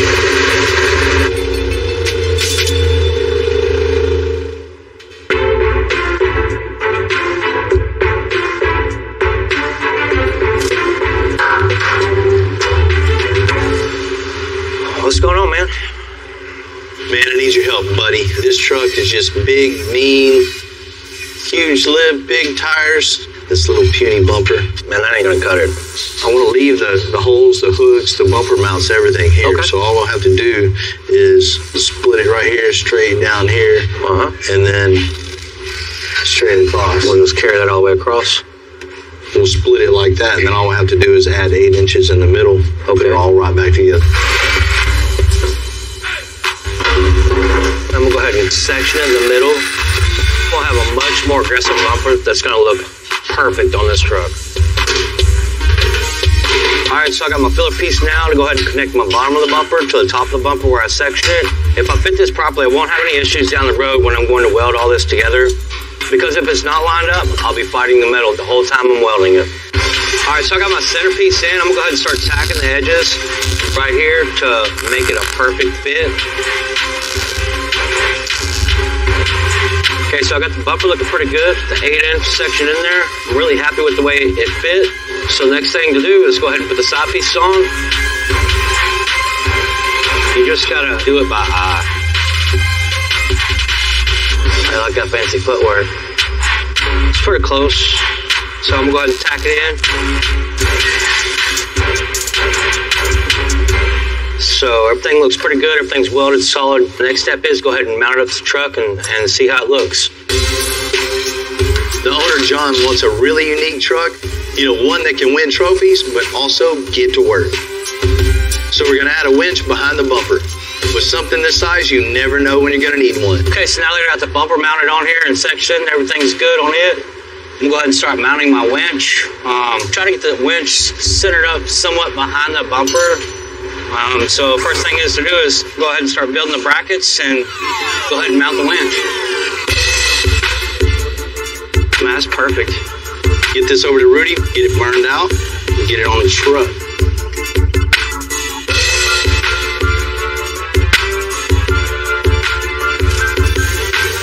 Winch bracket, I'm gonna go ahead and stick in the brake and put a 90-degree brake on it. Once I'm done with that, I'll go ahead and bring it to the truck and fit it up. Now that I got my winch bracket bolted to my winch, so I'm going to go ahead and put some tack welds on it. Then I'll go ahead and put my bumper on it and check my clearance. So it's pretty much a slide for the cable. Basically, we're trying to center this up with the winch. We don't want it too high, we don't want it too low. We want it to be centered so when it winds up or unwinds, that it's not in a bind. So it's pretty important to get this pretty close to the center of the winch, the drum, and then it'll be right.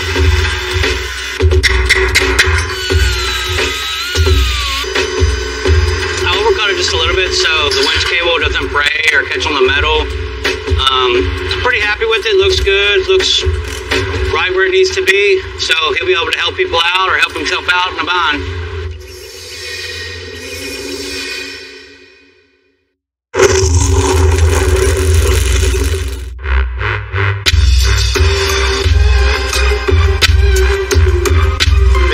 Transforming the overall look of this 1996 International dump truck is so now it's 9 feet long, which is about 3 feet shorter than it was. 9 foot, 109 inches. We're cutting the frame and boxing it in so it'll look like it came from the factory like this. And it'll be just as strong. Close your gap up. You know, in the early days of a big build like this, it can be hard to see how we're going to turn the old dump truck into a mean military-looking truck. But you got to keep the faith and just make it happen bit by bit.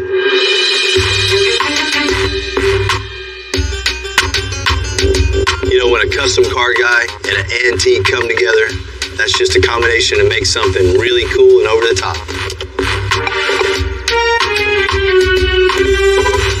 You know, Javier's in a lowrider club. He's got to show up and show off. He's got to keep his rep up. We built a ton of cars for Javier, like this 46 Chevy right here. And anytime he calls, we're happy to help. Hey, Bill. How's it going, man? Good to see you. Hey, real good. Good to see you. Man. Good to see you. Man, your cars are looking good. Oh, man, thanks. Remember this one? Yeah, that thing's still looking good, too. And you did a great job on that. I'm a welder by trade, and I know his welds are perfect. Funny to say that, but you know. And you've done 3 for me. I've got 1 more for you, though. Let's go check it out. Let's go. Man, that's a good-looking car. 1934 Buick. This thing's like new. 80 years old. I found it in North Carolina. Guy had it in the garage for years. This thing was top of the line back in the day. You don't find many 1934 Buick Model 57s looking this original, this clean. Well, what do you want to do to this? I mean, it looks perfect. You know, Bill, I like driving. And right now, I can't drive this thing. The car's not reliable. It overheats. So I want to be able to go where I want to go and not have any problems at all. So what's under the hood now? It's straight A. You want to look at it? Wow, this thing is cool. Pretty old, isn't it? Straight 8? You don't see that a lot. No. So you want to take this original car, take this original engine out, and replace it with something else. Bill, that's what I want to do. This is one of the very few times that I'm a little hesitant about taking this car apart. We're going to piss some people off. Definitely. Some people are going to be mad. You know, a lot of people don't like changing parts. They like to keep cars all original, but I like driving them. So original engine out, put a late model Chevy in it. That way you got your reliability, fuel economy, power, something you can just get in and drive wherever. That's what I want, Bill. That's what you're going to get. If we're already going that far with this thing, we might as well put some air suspension on this thing and get it down really low. I know how you and your boys like to ride low. We roll fast, but we also roll low. Gotta lower it. You gotta lower it. You know, to even get this thing a little lower, we'll put a little bit lower profile tire and take these wheels and change the color. Just make it stand out a little more. Yeah, let's do it. That's got to be it. We can't chop the top or cut the interior out or paint it a different color or anything. I mean, we're already committing blasphemy with the Buick people. You ready to piss some people off? That's why I called you, Bill.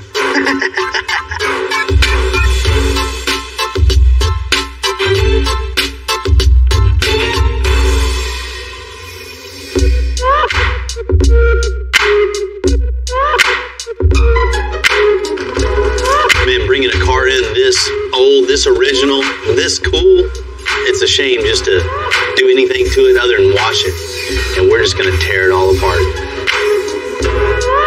I have my reservations, but I'm glad it's here. I'm glad it's us that's going to get our hands on it. We're going to show it the respect it deserves. And, you know, this car is so original. There's nothing been done to it. So we're going to be the first ones to do that. All our parts and pieces that we're going to build are going to make sure the car is done perfect. Didn't you guys have one of these when you were little? Brand new?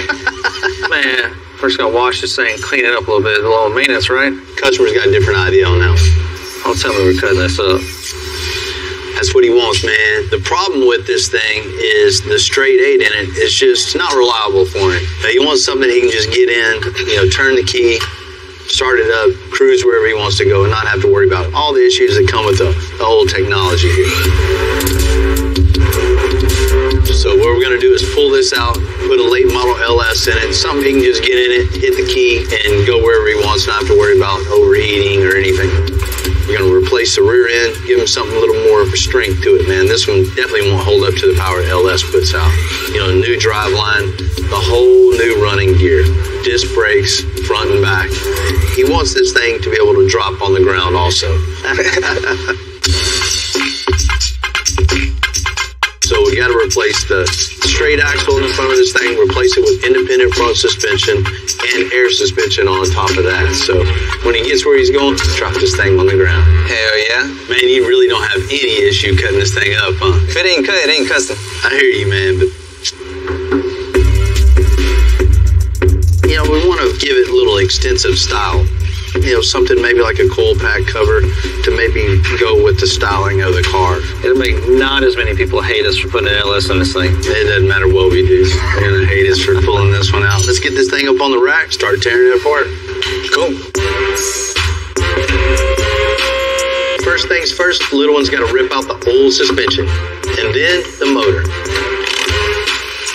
Man, it's crazy this old car has a gearbox style mechanism on the top of it. Usually they just have a bushing and a straight bolt, but since this is definitely not a gearbox, it's more than likely something with gears and oil. Man, they were smart back then.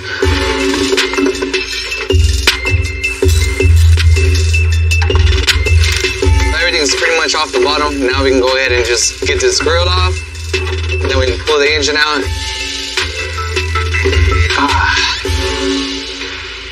Whew, that was heavier than I thought.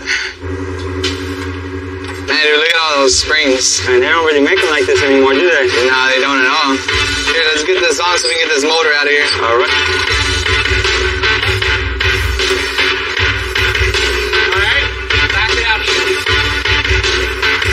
It was like a Cummins engine, it's so huge. I don't think I've ever seen one like it, man. I wonder if Al Capone used this car. Probably not, man. We don't see any bullet holes in this engine.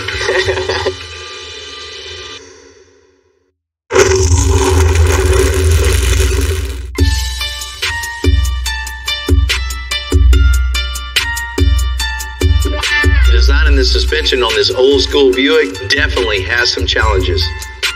None of our off-the-shelf parts are going to work, so Ryan's got to get busy by making all custom parts. We're going to start now with making the mounts for the two links. As you can see, what we get to work with here, we would typically just make our own cross member, but with the structure and everything that's going on here, I don't think it's necessary. We can reinforce this and build brackets off of this, and it will work just as well, and it will look great.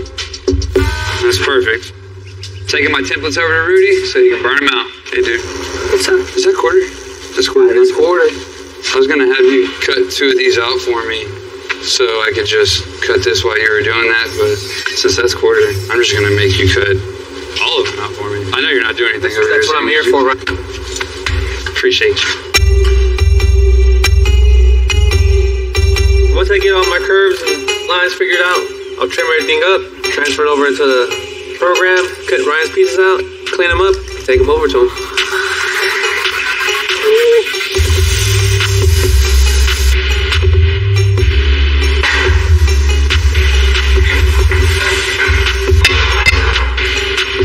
Alright, so after I get my pieces cleaned off, get all the slag chipped off of these, I'll take the template and mark the lines where I need a bend. I'll use that other little template that I made, and I'll take it over to the big break, and I'll just slowly bend it until I get the right radius that I want. Everything we do is trial and error. I'd like to get it on the first time, but it don't always work out that way.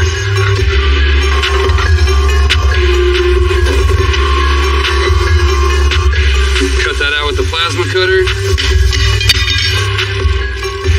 And tack it in. Alright, so we got the plates welded into the frame, stiffen it up. Also gave us a mounting point for our 2-link tabs. The tabs basically will weld to the frame, and this is going to be your mounting point. This is your pivot point here. So this is where it's going to connect to the rear end. We'll start here and move our way to these other cars are built and just so rigid. It's a really rough ride. This would be like night and day difference. It would be riding on a cloud versus riding in a wagon barrel down a gravel road, so I think what we're doing here is a little better.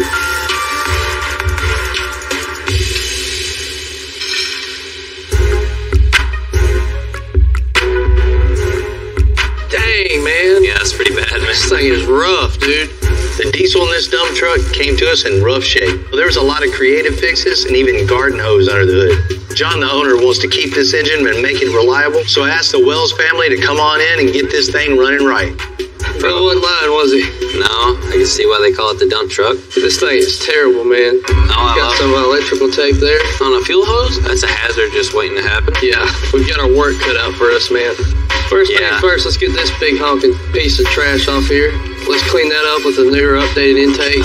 Help it breathe a little more? Yeah, get a little more power out of it. We need to change out all the radiator hoses, get all this stuff cleaned up. Watch out.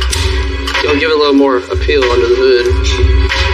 That insulation is not going to work. We're going to have to rip that out. We'll probably have to do something about the heat, so we'll heat wrap this sound pipe. What we have here is exhaust wrap. That's a firewall, getting your feet nice and hot. It also helps clean up your engine bay and make it look a lot nicer. All right, now we got all the ugliness out of it. It's time to start cleaning her up and moving forward. What we have here is a K&N air filter. They are really good about airflow. They allow air to get in and keep the most dirt and grime out of the engine. She's a lot better than she was. That's right, bro. Let's get the hose on there.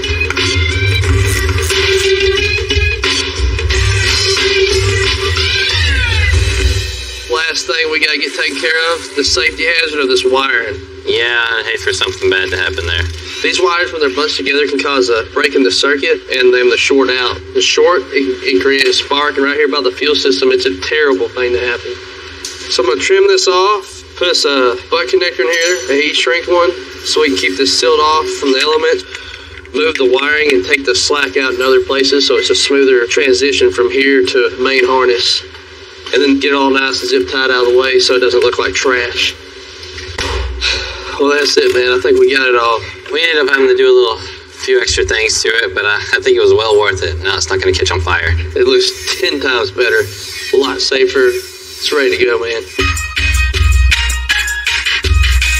School bus yellow isn't going to cut it on the dump truck. It needs a big color change to give it that militaristic, overall mean look. What's up, man? How's it going? Good, man. I got the color for the old dump truck. A metallic gun barrel gray is really going to be the way to go on this. Not just that, but I think I want to go with the two-tone. Two-tone? Black bed, black running boards, and the very, very roof I want all black also. Damn, it's going to look enojado. What's that? Real mean. Real mean. That's it, right, buddy. Do it to it. Got it.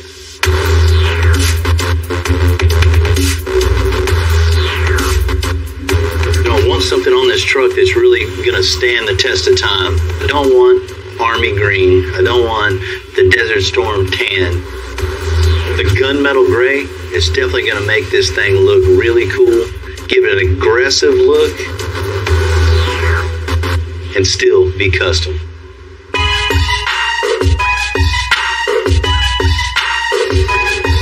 John the client said he wanted this international dump truck to be unique. We're definitely heading in that direction. Now it's time for the custom flatbed.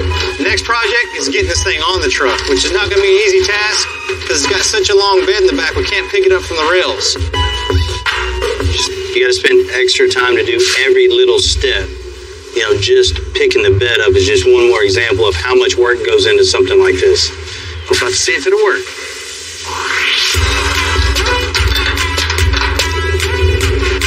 Gunmetal gray, the black, it's just going to tie together perfectly. Ready? Yeah. We'll bolt it down from there. Go down.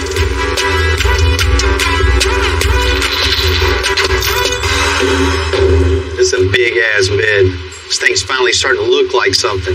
It definitely gave it the industrial look that he was looking for. Right? Definitely no more school bus now. This thing looks mean.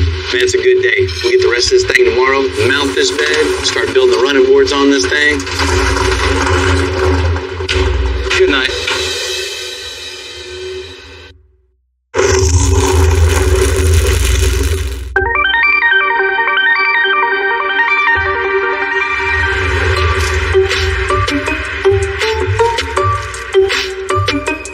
Truck's so tall, we're going to need some extra steps going in. So we're going to make some running boards / steps, and I'd like to make it one solid piece.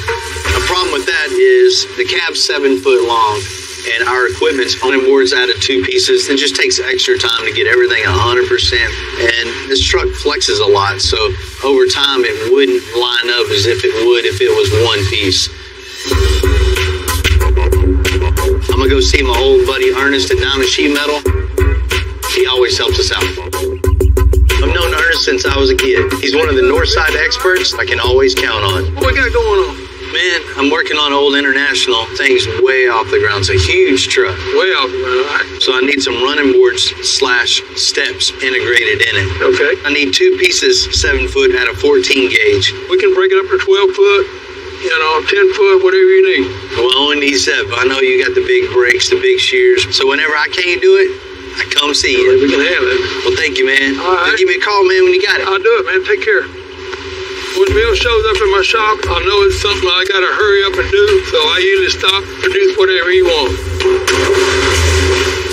back in the 70s. That's how long I've been knowing Bill. He used to lower bikes, stuff like that, and I knew he had a great future in it because if he can do it with a bicycle, he can do it with a car. We're making all these marks, they gotta be right on the money. These are where the brakes are gonna be. If you don't mark them off right, we gotta start all over. You got a mark here with a circle, it's gonna be bent up. No circle, it's gonna be bent on the other side, bent down. If you don't bend these things right, all the money and material is wasted.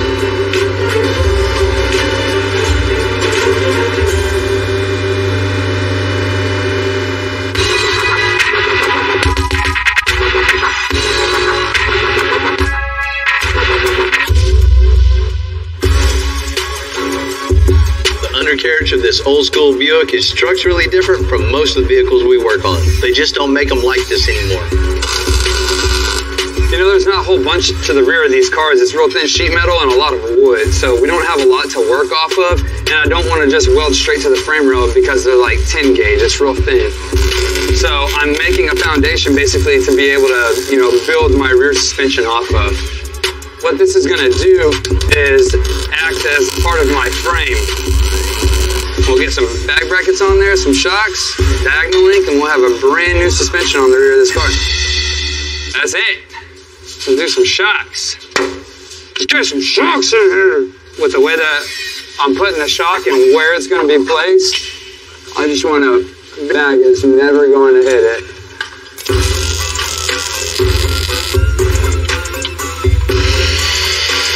Even though we do a bunch of air suspension here, every application is different for the most part. You know, the concept is the same, but actual building it and getting into it and making it functional and making it work and the geometry staying the same, it's all different. That's what keeps this job, you know, interesting and makes it fun to come to work every day because it's not that repetitive, same old, every single day. But it's done back here and now we get to move on to the front.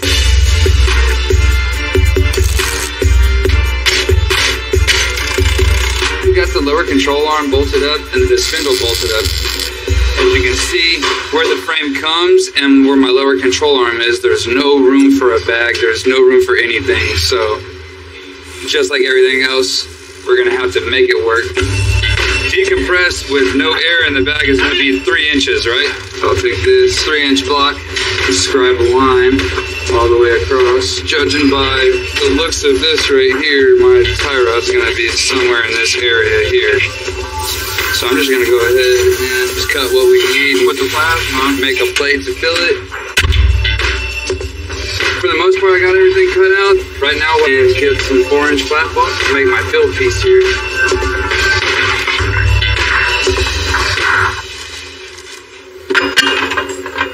Nice fit. Everything is going to be built off of this plate right here for our upper bag bracket.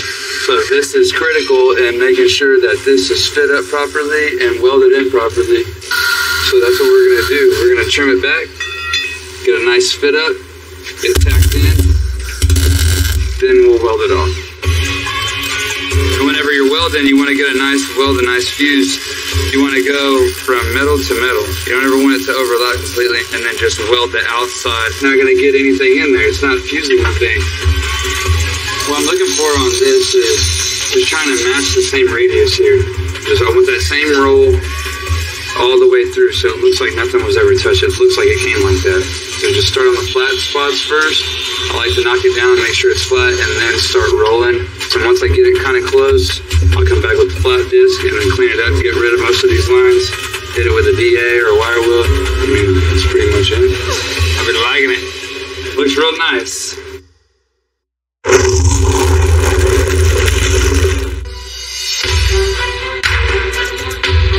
We got work to do, man.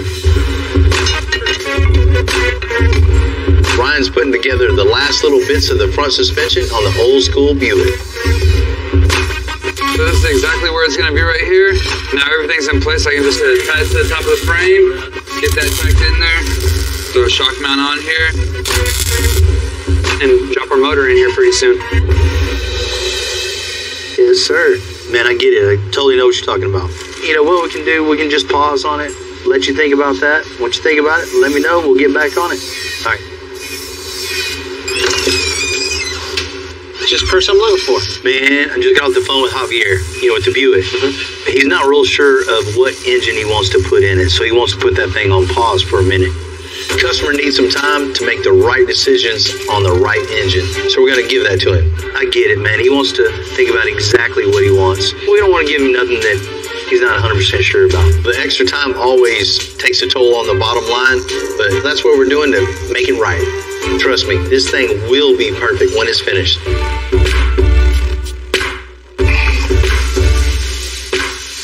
Cut a piece 32 and 3.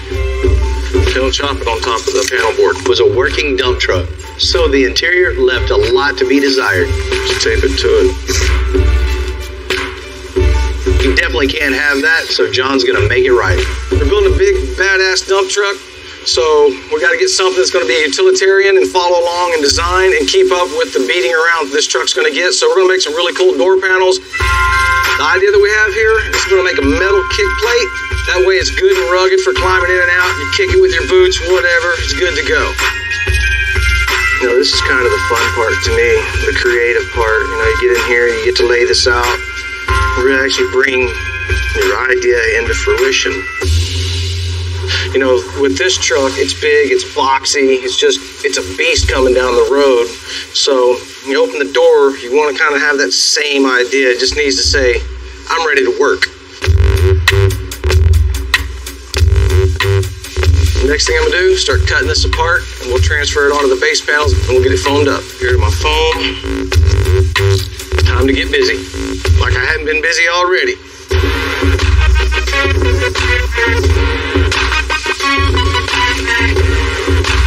Alright, now I'm just going to trace this out. When you're cutting this foam down, if you put any kind of lean in it, and it will show up in the end, or it's tougher to have to sand out. So just kind of work keeping that blade straight up and down. We're actually going to put a beveled edge around this, and that way when it comes up, it'll dip down into the insert panel, up both sides. So just cool little detail. Get all that thing beveled back, and once that's done, we put another layer over it.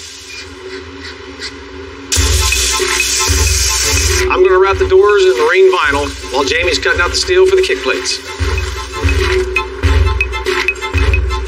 This is going to look really good on the door panels that John's doing.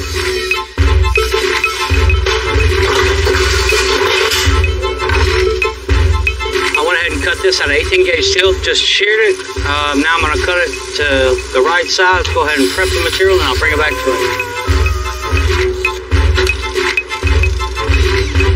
All right, looks good. I'm happy with it. I'm going to go ahead and bring John, go ahead and do a test fit real quick, and go from there.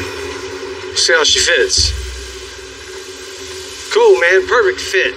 Cool. Well, let me go knock out the Mother 3. Can't wait to get over to the body shop and let them get this thing painted, get this door panel together. It'll look pretty cool. It's going to look nice. Man, old harness did really, really good. I mean, all the angles look exactly perfect, exactly what I wanted. So next step is just get this up here and start shaping it. Hey, pretty soon we'll have a running board. Put your hand out there. So about 5 inches. And we made it a little bit too long so we could shrink it down, cut a little here, a little there, make this thing fit perfect. From the front fender well all the way to the bed. Man. That's a big difference. That's nice. It's going to make it real easy to get right on up in here. Next step is just shaping it perfect to the fender itself. Pretty cool little trick right there. Used to have a sign company across the street. Showed me that. Of course, we just could have squared the ends off and put it on. Taking the time to shape it, to make it fit the truck. It's like the front, just right here, needs to come in a little bit. As if it would have came from the factory like that. That's what I want it to look like in the end. No matter what we're working on, a little extra time, a little extra cut, a little extra weld makes a huge statement in the overall project. Can't wait to see this thing black up against that gray. It's really going to finish the whole thing off. My name L1 actually means little one, and I got that name around the age of 14 doing electrical, body shop, and paint. I always wanted to keep on learning, keep on going to the next thing. Start from the bottom, work your way to the top. You gotta know how to do every single part of the job. The first thing I learned how to do was actually sweep up a shop. If you don't know how to sweep up a shop, then you shouldn't be doing much of anything else. I'm not done learning yet. This is me with 10 years experience. I want to see myself with 20 years experience, 30 years experience. You always want to get something right and then keep on learning, but you got to learn the right way with the right people. If you're not open-minded to learn from others, then you're not going to get very far in this business. I like working at Extensive. The talent here is so diverse, and it's just crazy the amount of knowledge that you can gain. If something breaks, you make it. If you can't find it, you make it. If you can't do it, you make it and you do it. And that's why we keep building the best things that come out.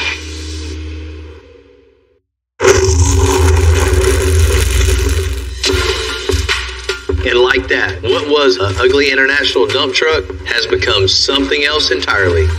Installing the seats, doors, running board, 10-inch tall tires. There won't be another custom truck quite like this on the road.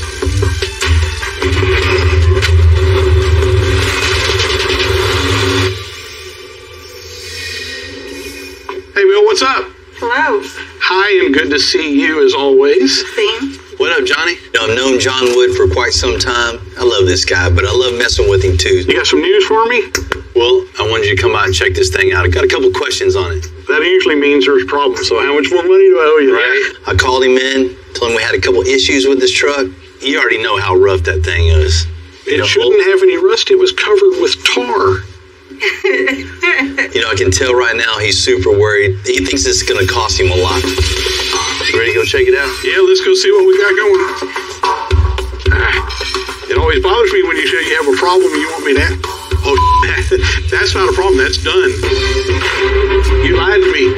You're lying to my face. Holy, that's beautiful. And it's not yellow. Of course, there was a couple problems, but now it definitely runs and that drives. Thing is bad, eh?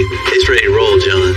It's really, really neat. What do you think about the bumper on this thing? Split it, added 8 inches, made this thing way bigger with the big winch on it. Added a winch. He even added a winch. I didn't ask for it. We're going to get it stuck sooner or later, and we're going to need the thing. I knew it was big when I saw it at the office, but in here, this thing's huge. It was already big, but it's way, way, way bigger now. The color choice was good. Right? Getting rid of the school bus yellow was most definitely an essential part of the build. Changing it to gunmetal gray and making it a two-tone, it was definitely the right way to go. Well, that's very different. Right? You had creative fixes all throughout. This thing was a fire hazard for sure. My one-way diesel guys came in, they just fixed everything and addressed all the issues. I knew it was bad. I had no idea it was actually a fire hazard. I'm glad they fixed it all up because, you know, I have employees that are going to drive it and it has to be safe. Wow. What do you think about this thing? I love it. This is great. Right? This is way better before. Those old steps on this thing, you can see all the frame. Couldn't have that new running boards on this thing and integrated the steps in it. Vertically challenged, dude. I have to wait to get up there. You refinished it all. New seats, carpet, door panels. Wow. Wow. I bet it doesn't even stink in new smell in there. Just had to rip all that out. Had the seats redone, got new carpet in it, and there was no door panels in this thing. Right. So John and Daniel hooked you up with that. You know, we could have just wrapped this thing, changed the color. But, this is way better than a wrap. You know, this is going to represent your company and mine, so we got to do this thing right, man. Absolutely. Now on to the good stuff. Right? What do you think about that? It looks correct. No more dump truck, right? No more dump truck for sure. Cut the back of the frame off, scooted the axle forward. All the suspension was all handmade underneath this thing. It's got a huge 4-link on this with big triple bellow bags, so you can haul whatever you put on the back of this thing can haul it. Wow. And ride. And ride super smooth. And the bed was built specifically for this truck. You see the big wheel well opening. Yeah. So what do you think, man? Is it going to work for you? Absolutely. I'm afraid to scratch it now. The bed scale matches the truck scale with the giant wheels and tires. It's a functional truck, and we're going to work this truck.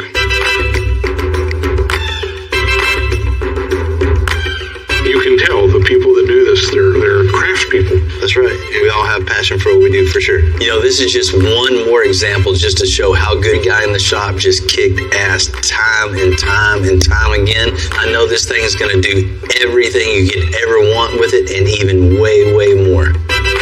Thank you. This is going to be built like a tank. We heard on the street they was up to something. We had to come check it out. This is going to be crazy, man. I can't wait to see this, man. Customizing a delivery van definitely has some challenges, but this is actually going to change Dave's life. They told me it can't be done. You're in the right spot. Beautiful. Ryan, bring it on in. Oh my God, dude. I'm Bill Carlton. I built my first truck when I was 16. And ever since, me and my guys have been out here creating with our hands. Building the biggest, lowest, baddest custom trucks and cars in the game. People don't come here for what they need. They come here for what they want. This is Texas Metal.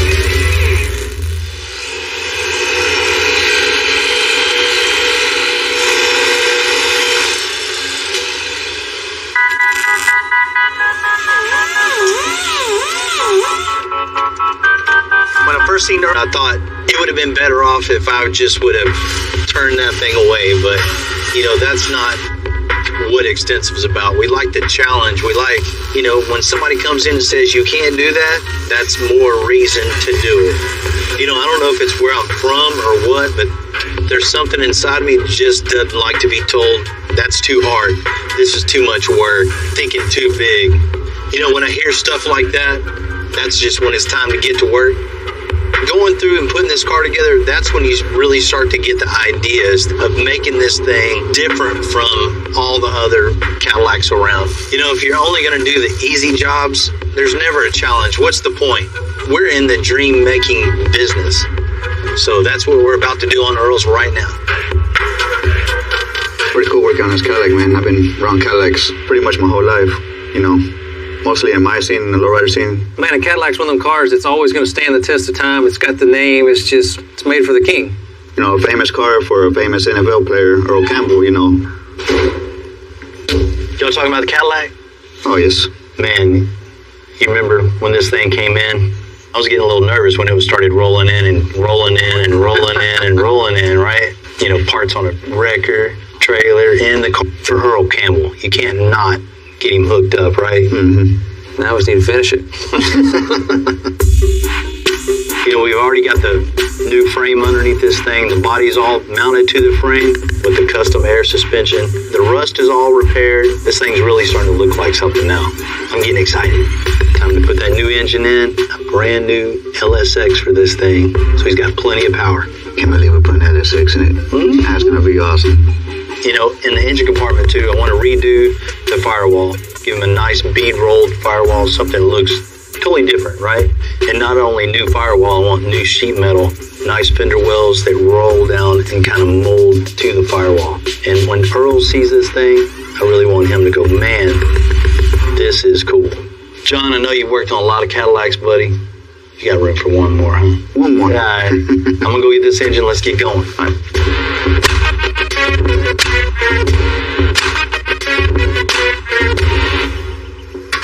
I never drove a Cadillac with air suspension, but I drove a Cadillac with hydraulics. It was beautiful. I'd love to take this thing out for a ride. You know, Earl Campbell's a Hall of Famer, but before that, he was just a kid from Texas. He used his God-given talents to do things that nobody special as he is. Every piece of metal work we're going to do on this Caddy is going to have design details in places most folks will never even see. We're going to take the time to make this engine bay look really good, just as good as the outside of the car. So what we're going to do is make a really nice tub and make it look like all one piece. That way it kind of fills in this engine bay, but not so much where you're going to hide the motor. We want the motor with as much visibility as possible. That's the heart of the car. So what I'm going to do now is I'm going to make this filler panel here, but I'm going to make it look cool. It's just not going to be no flat piece that's going to come down from the top to the bottom. I'm going to make it roll out and then roll back down. Give it a little style, you know? Make it look cool, just like the car is. Now we got this nice pretty piece tacked in place. I can continue rolling this on another panel to come all the way down. Now the easiest way to hold this in place without tacking it is to use this little thing called a Kiko.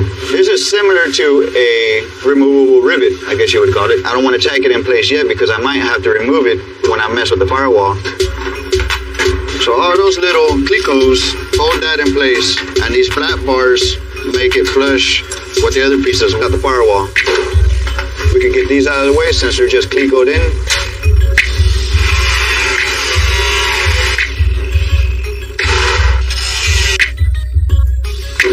Cool thing about working on such a large car and this big engine bay, it can be a lot of fun to fill this space with something cool and custom.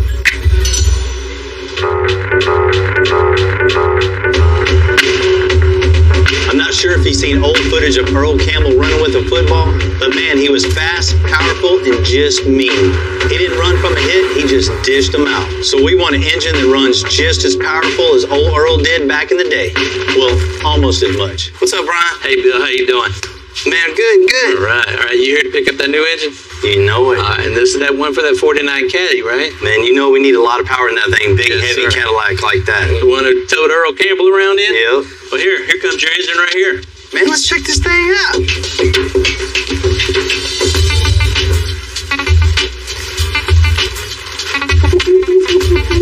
Man, this is exactly what we need for old Earl. Small package and a big punch. What's the horsepower on this? 627 and 586 foot-pounds of torque. Man. Well, I know you're going to be happy with it, and I hope Earl Campbell will be happy with. Start building around it.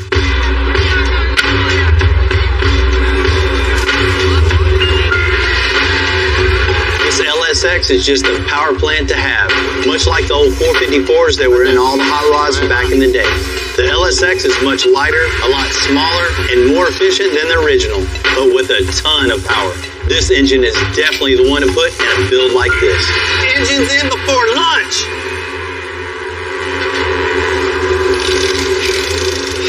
Looks pretty dang good.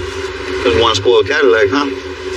Right? You know, most of the time the engine compartments are so crammed you don't really get to see everything in it. Man, this thing is could have V12 in this thing.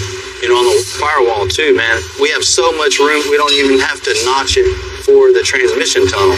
And I love this design you have here. And how about we incorporate this into the firewall itself so it come down and have that little that 3D look too. You know, John and I are old school fabricators. So with the metal work on this car, we're definitely not using a computer. We take what's in our heads and make it with our hands. Man, I know this is becoming one of your favorites. Got to. Yeah, sure is, Con. Me too. That's cool. Yeah. You know, that gives us room for ideas. We kind of got an idea of what we want to do on this firewall to make it match these inner fenders. Thinking of it is cool, but doing it is a whole different ballgame. So it's going to take me a little time to figure out all these angles. Got to do it right the first time. If not, we got to start all over from the beginning. So measure it, calculate before I start bending.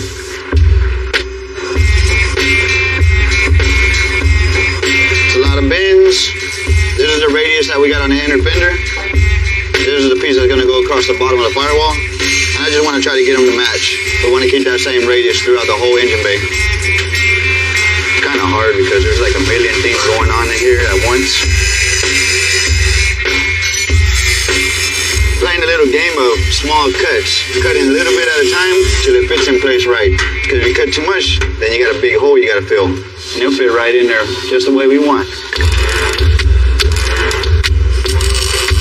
Now that the lower road part of the firewall's in, it's time to make the top part of the firewall. I'm going to trace the shape of the cowl onto the panel, cut it out, slap it back on there, and then we're going to design what we're going to feed roll on here. We'll be able to get rolling.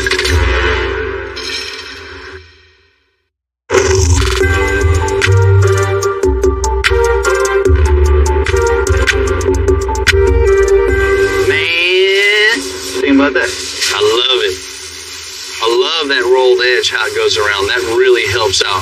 How about something with a V pattern here in the Corsa board? So that just makes sense to carry that on through. The letter V me has been a design element on caddies as long as I can remember. So on Earl Campbell's 49 Cadillac, we're putting subtle V touches everywhere, including the firewall. I think it'll play in all together with the whole design of the engine compartment. I think something like that. You know, of course, we want to lay it out a little better, a little more square, but... Oh, you want it straight? Yeah. I removed the panel from the firewall, and all I'm doing is straightening out all the lines that we rough sketched in here, make everything even all the way around. I'm gonna draw me out some straight lines that I'm gonna follow with the rolls on the bead roller. Little tip, take your time, roll it slow so you can follow your line straight. You roll it too fast and you get a little wiggly, you'll see it in your roll. So you gotta have some patience. If not, we gotta start all over. I think that looks pretty damn good. And we're ready to tack this thing in place. An original Cadillac symbol, meaning V8, fits the car really well, especially having this nice LSX 454 in the engine compartment. Make it feel at home. Not every build that comes through here is going to be for someone as famous as Earl. No matter what the build, we always put in the same passion and talent. Because to that person, their build, big or small, is the most important thing in the world to them. You know, when a white Sprinter van pulls up to the shop, you automatically think you're getting a package. But in this case, it's going to be a very important build. You know, we're super busy right now. But when Dave and his family called me out of the blue, I told them to come on over, I'll take a look. How you doing? Doing well. How about yourself? Doing good. What's happening? Thank you, Mr. Bill.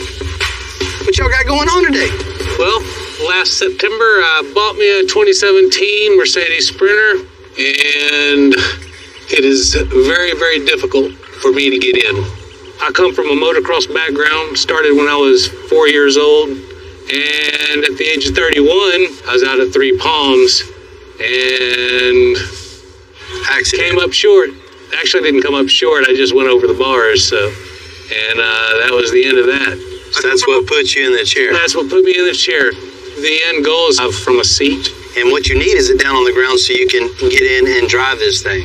Absolutely. So the way the van sits right now and as high as it is, it's too difficult for my family to be putting me in and out. And so it's time. It's been 16 years and it's time for me to drive myself. I've searched around quite a bit, took it to several different shops, was asking about putting it on bags, and they told me it can't be done. They just said they don't do it. When I asked to drop it, and here I am. We were told no so many times. And Dave Jr. said, hey, Dad, I heard about this guy. I think he can do it. You're in the right spot. I hear you. Like to hear. I have friends that race. I love off-roading too. You know, of course, when you hear a story like this, you just want to get in and help. You know, anything we can do to make his life better, we're definitely going to do it. I see these Mercedes Sprinter vans everywhere. Because even though it doesn't look super cool, this 2017 has a super efficient diesel and it has tons of space to put whatever you want in it. Now let's check this thing out. Absolutely. Yeah, definitely see the height here. You'd have to have a 20-foot ramp to get up in this thing easily. Yeah. You need this thing down the ground so you can have a ramp go up in it. A ramp would be nice. A ramp would be really nice. When you're in it, you need that chair out of the way so you can pull up into what I would like is for the front seat to swivel. You know, I don't want to drive from a power chair. Plus, I don't like it. It seems like it's just super dangerous to me. We definitely got you on that. That sounds great. So you have a motocross history. You like cool stuff. Yeah, absolutely, man. We got to get rid of this delivery van look, man. Yeah, it looks pretty much like a cargo van. So what do you think about wrapping this thing, putting some cool wheels and tires on it, dropping it? This thing is going to look cool. I just want to be part of the family, bud. That's it. Hey, if you can put one truck that high up in the air, I got faith that you can put one on the ground. Oh, we're going to do it. Dude, you're going to make me pass out, man. I have full confidence that these guys have it, and, I mean, I'm just ready. I'm just excited. I can't wait. All right, man, let's go make it happen. Let's do it.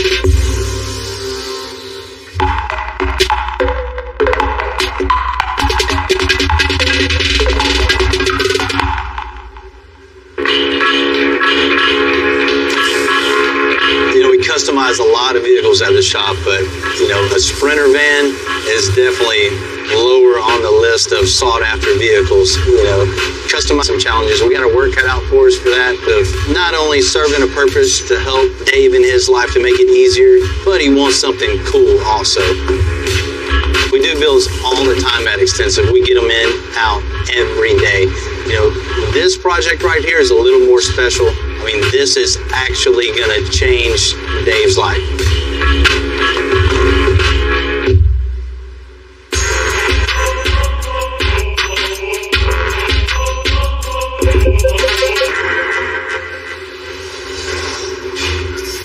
Why do you have a delivery van?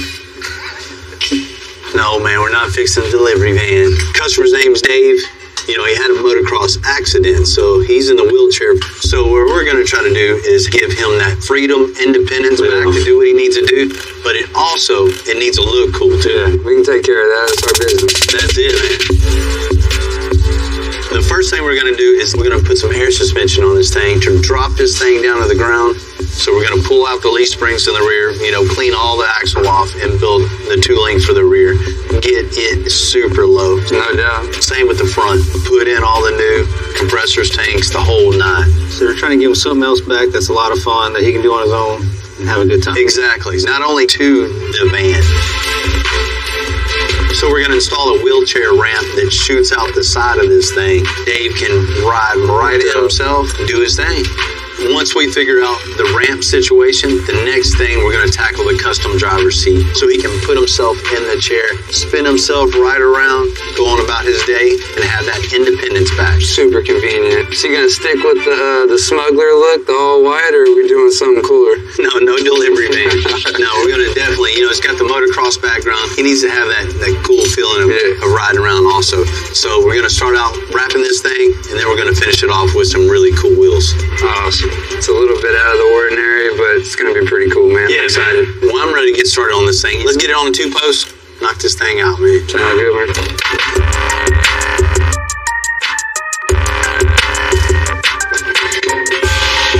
You know, lowering this van to the ground is going to look awesome.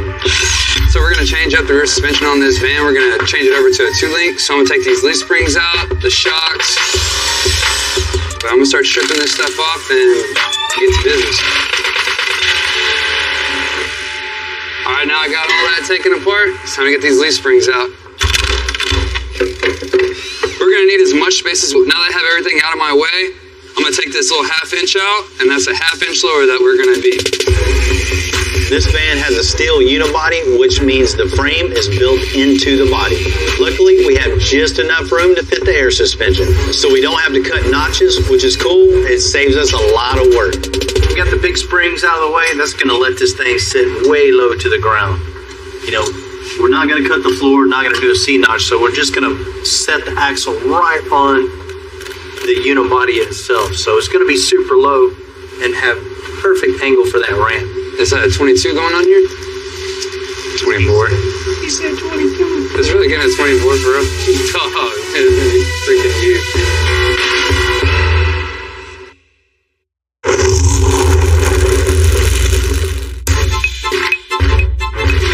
It's not every day we get to work on a 2017 Sprinter, but also it's not every day we get to change someone's life.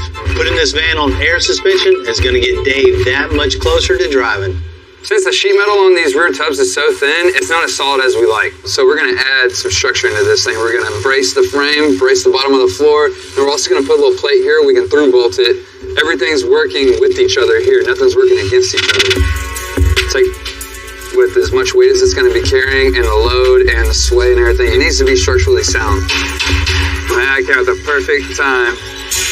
Oh, yeah, you did. Thank you, buddy. There you go.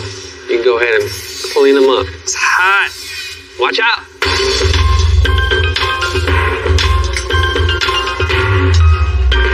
What I'm doing is trying to get this 90-degree angle right on the money. And then the next one, you just hammer down on the pedal. That doesn't work for you. Perfect. Back to the van. So right on the money is exactly what we wanted. Now we can punch some holes in this, connect the dots, and now we're one step closer to having the rear suspension built. Now that we got our plates made. You can see everything kind of coming together. And we can through bolt it to the inside of the cab, put a backing plate on the other side, and you get a little bit more structure out of it that way. Over the years, we've been known for, making kits for just about any application, any car, any truck, anything like that. But when we have builds like this or just one-off builds, we typically build, we could easily go pull something off the shelf and throw it on here and just make it work. But later on down the line, you might run into a problem. So I like to just literally make every part and piece for every single vehicle that I build. That way I know 100% that it's perfect for what we're building it for. Beautiful. Love it. And that's lunch.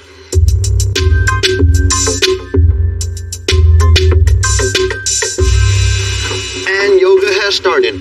Now that John's finished fabricating the engine bay on Earl's 49 Cadillac, he's going to move into the cab. So what we're going to do is continue to firewall back over the transmission. So I'm making a trans tunnel. I'm going to make a template of how I want this end of it shaped. I never took art class, but instead of doing schoolwork, I was drawing in all my notebooks.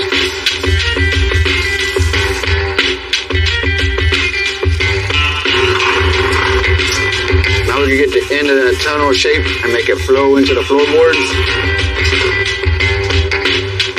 Pretty close.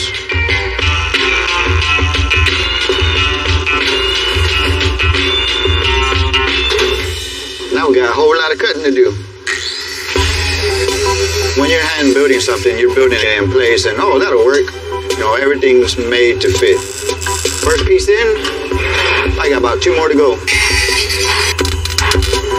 I know Earl's not going to mind what his trans tunnel looks like while he's driving this car down the road, but this thing is going to be built like a tank, and I'm sure he'll love it as much as I do.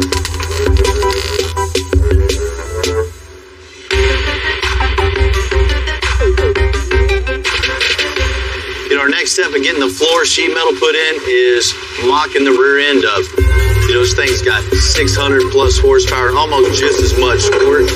So we need a rear end that's really going to stand up to all that. So we got a fabricated 9-inch. Then we can build our drive shaft tunnel around the mocked up drive shaft. And then we'll start building the floor around that. Now it's time to cut our center section out of our floor. Let's see if we can do a straight line.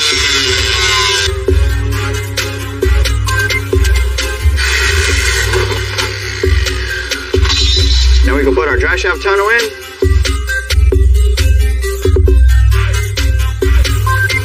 Now we got the tunnel in. Pinion angle was set. What I'm going to do is bottom out that axle so we can put our new inner tubs in.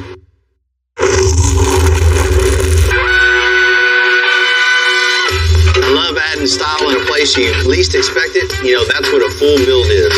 John's finishing up the metalwork with as many design elements as possible in the rear of the 49 Caddy. When taking apart these old cars, sometimes you gotta use your head, not only to do it right, but to hold the parts. What I did here is I got me a piece of pipe that'll fit in this axle hub, and I cut me out a piece of flat bar about the height of the tire. What I'm gonna do is use this, make me a perfect circle of where I need to cut to put our new tub in here.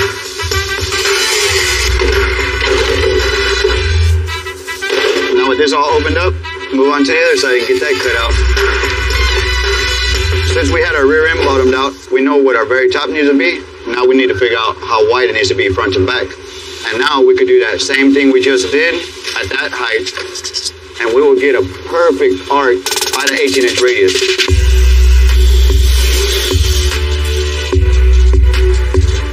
This is all coming together real nicely.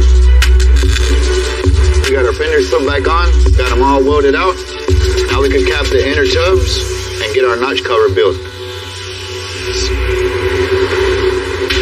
A custom car. This could have been a flat panel, and what would we have done? Undercoated the car or something, bedlined it. But now that we have this nice little design, it could be painted glossy and it would look good. It's just a little added touch to doing something that's worthwhile. One challenge we got is the notch has 2 crossbars from frame roll to frame roll that bow like this. So what I'm gonna do is make a template to that contour and get that template transferred onto a piece of sheet metal. I'm gonna draw me some designs and bead roll it to match what we got on the firewall. See how it looks.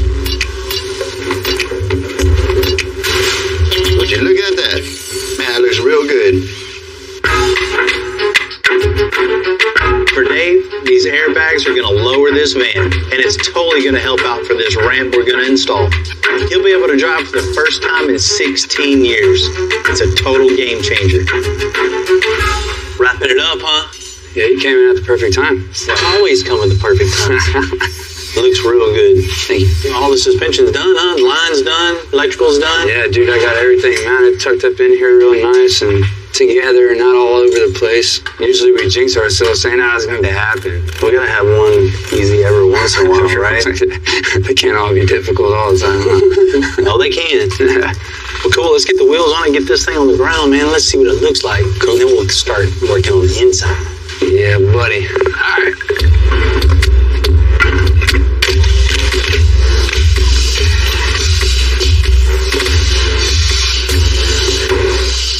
All right, Ryan, let's drop this thing down.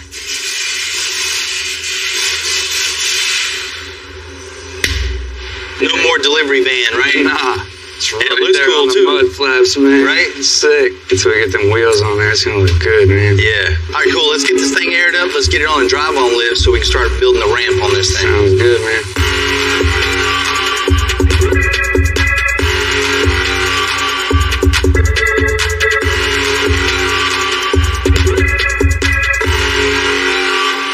Needs to be installed flush with the floor. So Ryan's got to make an opening for it. All right, so I used the framing square just to find out where my door was. We know here is our door. We're not going any further past this point. Here's the center of the actual opening of the door and everything we got. So we have this much room to work with. Our deck is 41 1/8. So within our parameters, we have a lot of room to work with, which is really good. Just triple check your measurements, because we're about to cut the entire floor of this thing out. All right, now that I have all my lines done, I'm gonna go ahead and just cut this whole section out where our ramp is gonna go.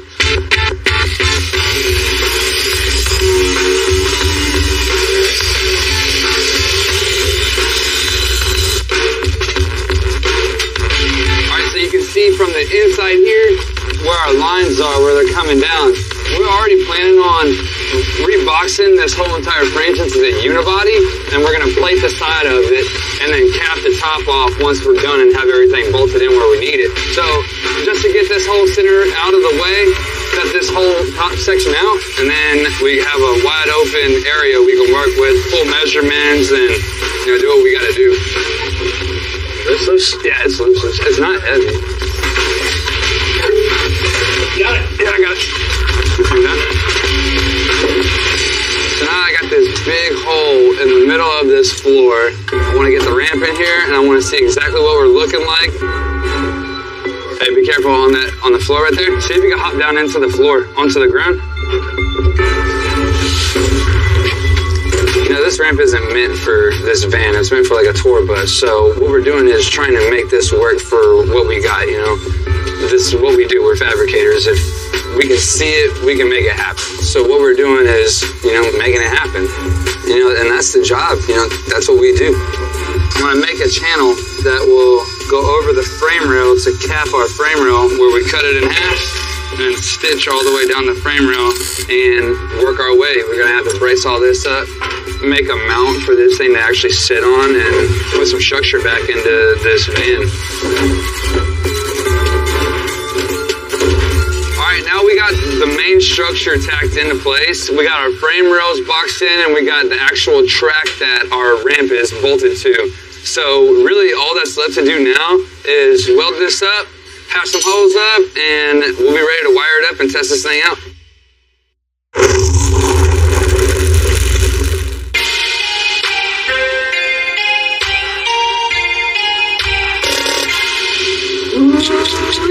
We're going to make as many parts as we can for Earl's 49 Caddy right here in the shop. However, there's a few parts we need. So when it came to the radiator, we had to have one specifically built for this job. In the shape of a V, of course. Front of the car is exactly what this thing needed. Get all this cut out and just continue to make the little V shape here. Yeah, build a support around the radiator. Man, I've never seen a V radiator before. Yeah, me neither. That is nice. The bottom part of the core support, which comes out all the way to the front bumper, we're gonna make that all one piece, and it gets welded to the fenders. This is gonna be one complete unit now with everything welded together. We're ready to get our radiator mocked up. We got these side pieces tacked in, which is gonna isolate where you can only view the radiator. Got that nice radiator in there. The edges need to look good too. We're gonna start forming this top part of here, so it's all one piece and structurally strong, and it looks damn cool.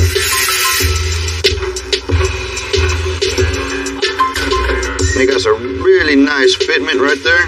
Now what I'm gonna do is get that excess off.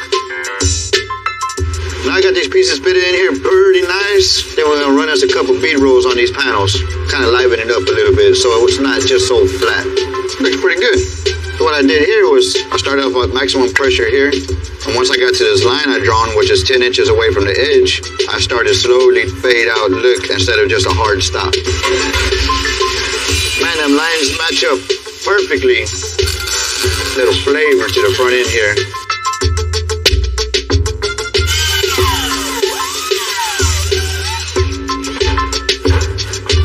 Man, now we got this whole front end pretty much done. Got the grill fitted in here perfect. This thing is looking really, really good. Today's a milestone in the 49 Cadillac. After about 3 months of metal work, it's finally rolling over to the body shop. From where it started to where it is now is a huge difference, and it's a good feeling seeing it come from the fab shop, finally going to the body shop, they can start the body and paint.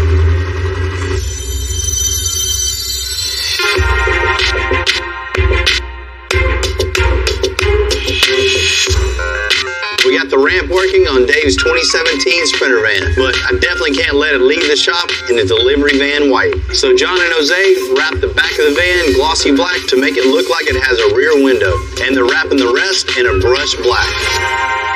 So the next step now is putting the razor wire on. As you can see, there's a tiny wire inside this tape. This allows me to get straight cuts whenever I put another overlapping vinyl on top.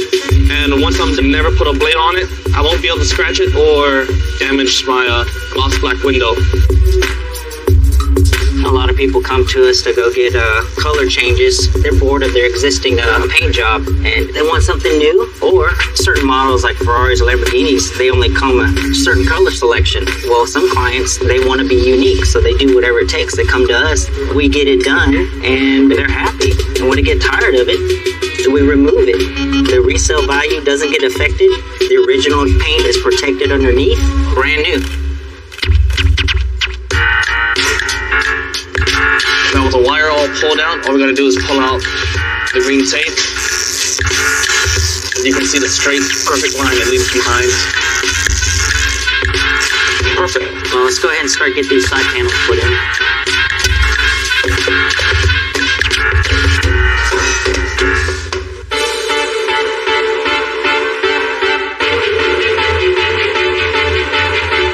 Always love giving a vehicle back to its owner.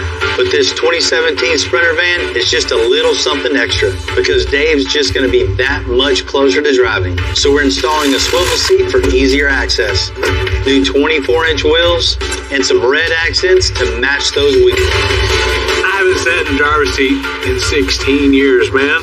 And the day's here, so I'm pumped.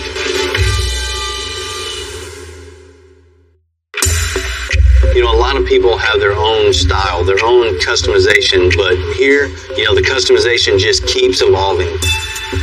There's not blueprints, there's not schematics to do what we do. Everything we customize here is specifically to that build. Two of the same cars could come in here, but when they both leave, they'll be totally different and totally cool. You know, that's why I like coming to work. That's why I love doing what I do, just to get tested. I get bored any other way. I gotta have the challenge. I gotta have the creativity, you know, to get in and create something with my hands, to make something just cool. You know, bolting on the same parts day after day, you know, that's cool, but that's not the definition of custom to me. You know, building it all back up with as many parts as you can by hand, that's the definition of custom.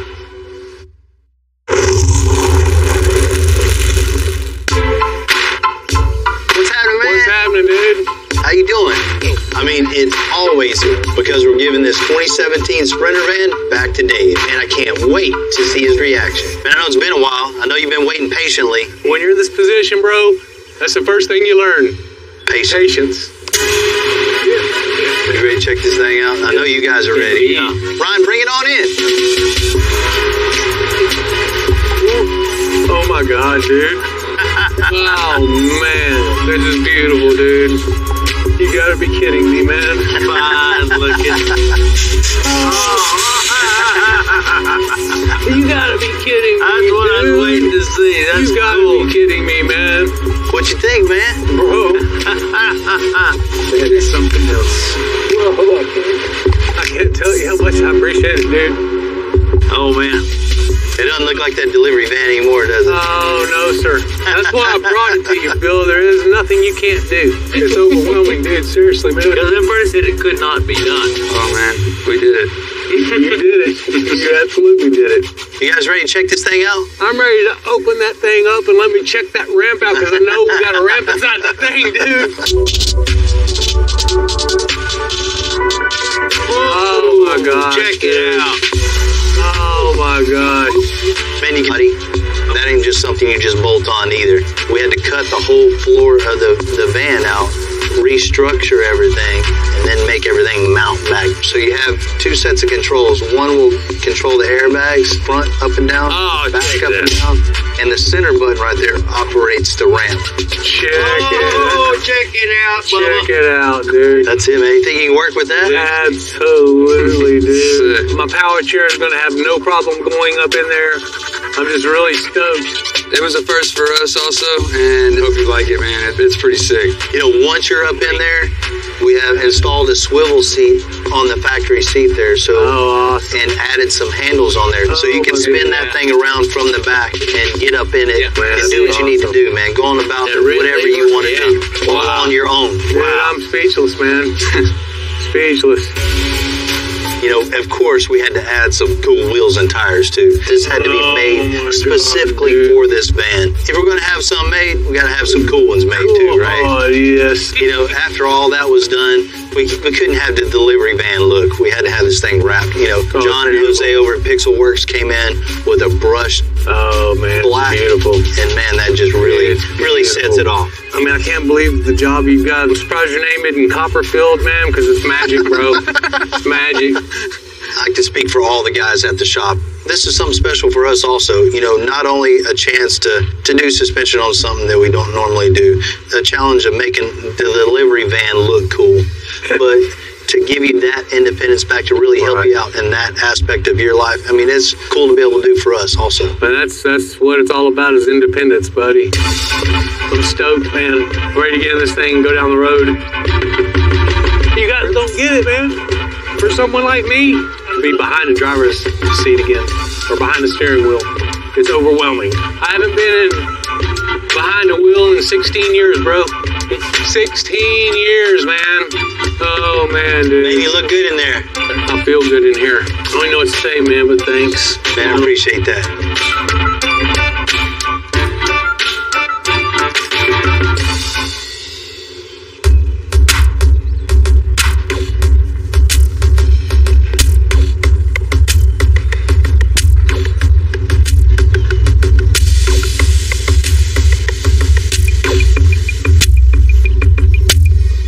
Tim, what up with it, man?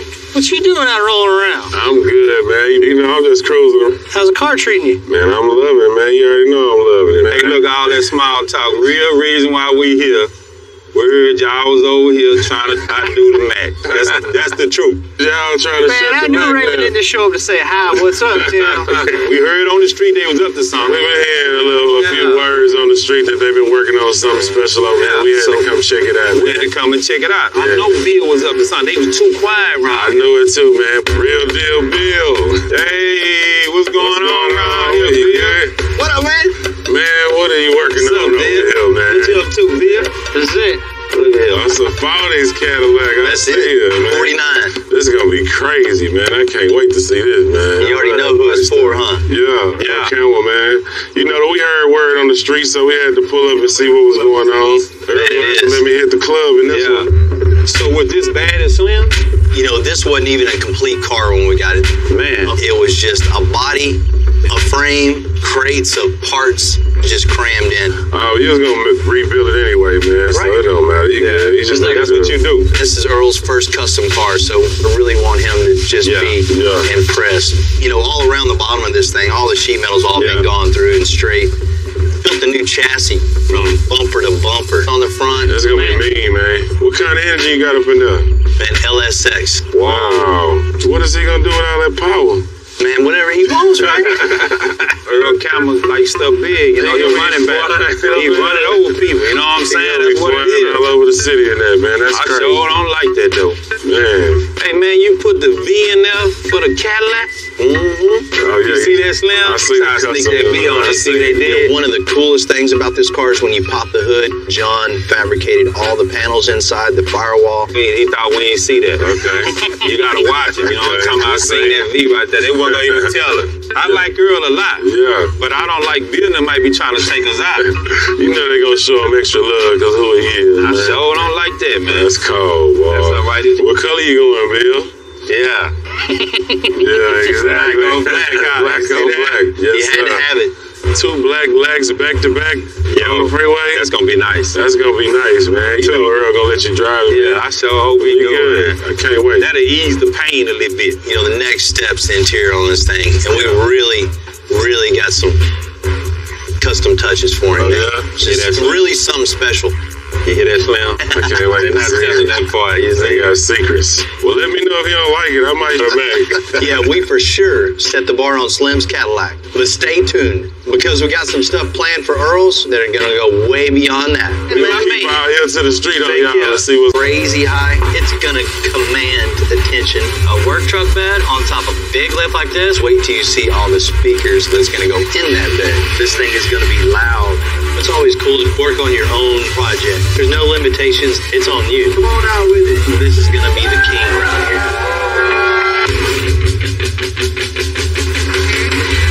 I'm Bill Carlton. I built my first truck when I was 16. And ever since, me and my guys have been out here creating with our hands. Building the biggest, lowest, baddest custom trucks and cars in the game. People don't come here for what they need. They come here for what they want. This is Texas Metal.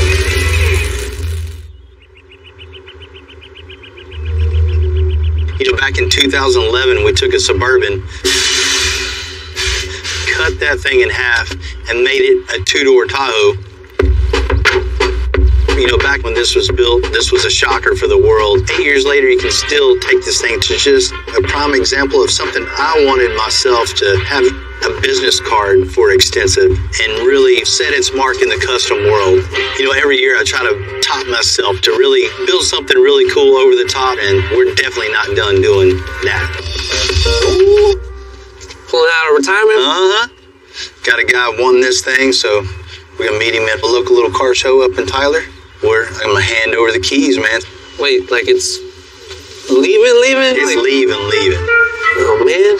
It's still gonna continue to go to car shows. It'll just be kind of like a foster home for it. Okay, cool. Time to move on, right? Yeah. It's time for something new. You know, it's time for this to go. We're gonna load it up, take it to a local car show. This turbine's gonna start its new life with its new owner. I hate selling this thing, but it's gonna fund the new over-the-top project.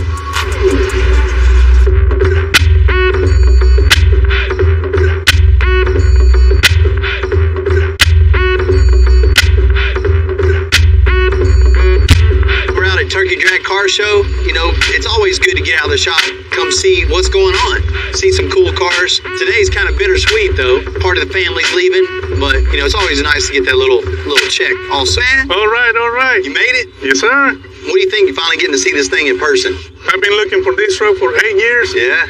It's amazing.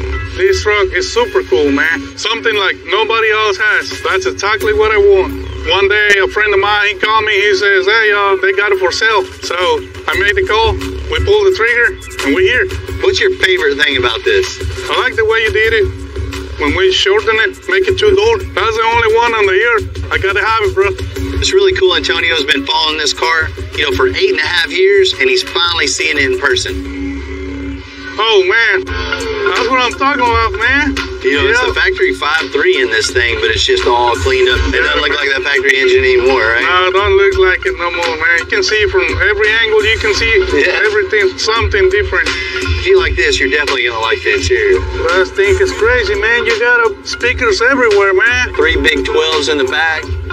You see the big hole in the roof. That's out of a Cadillac SRX. You can't buy one that big. Cut that out of another roof and then graft it into this one. I think it's my right size, man. Yeah. You know, when Antonio's sat in this seat, I can tell he's been wanting to do that for a long time. Man, look at that. Man, it's got a ton of power back here, right? Man, I would like to put home and somebody that really appreciates this. Enjoy it, man. Need something, holler. Looking at this thing for the last time, we've done a good job on it. I can't thank all my guys enough for all the late nights and hard work, because as you can see in the car show here, it's still holding its weight.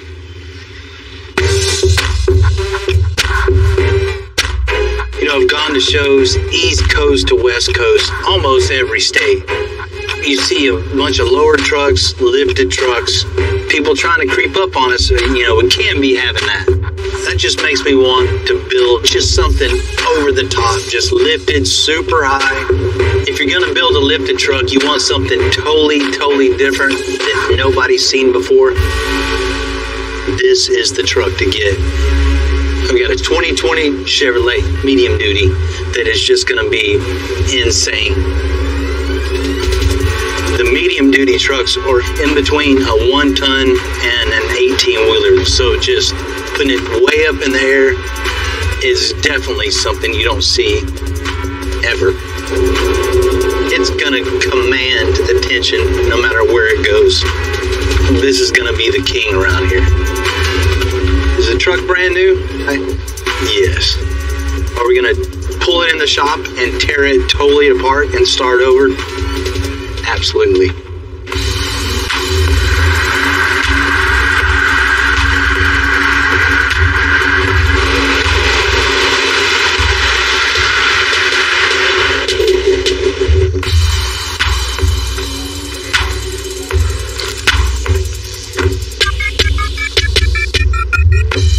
Company's gotta love you.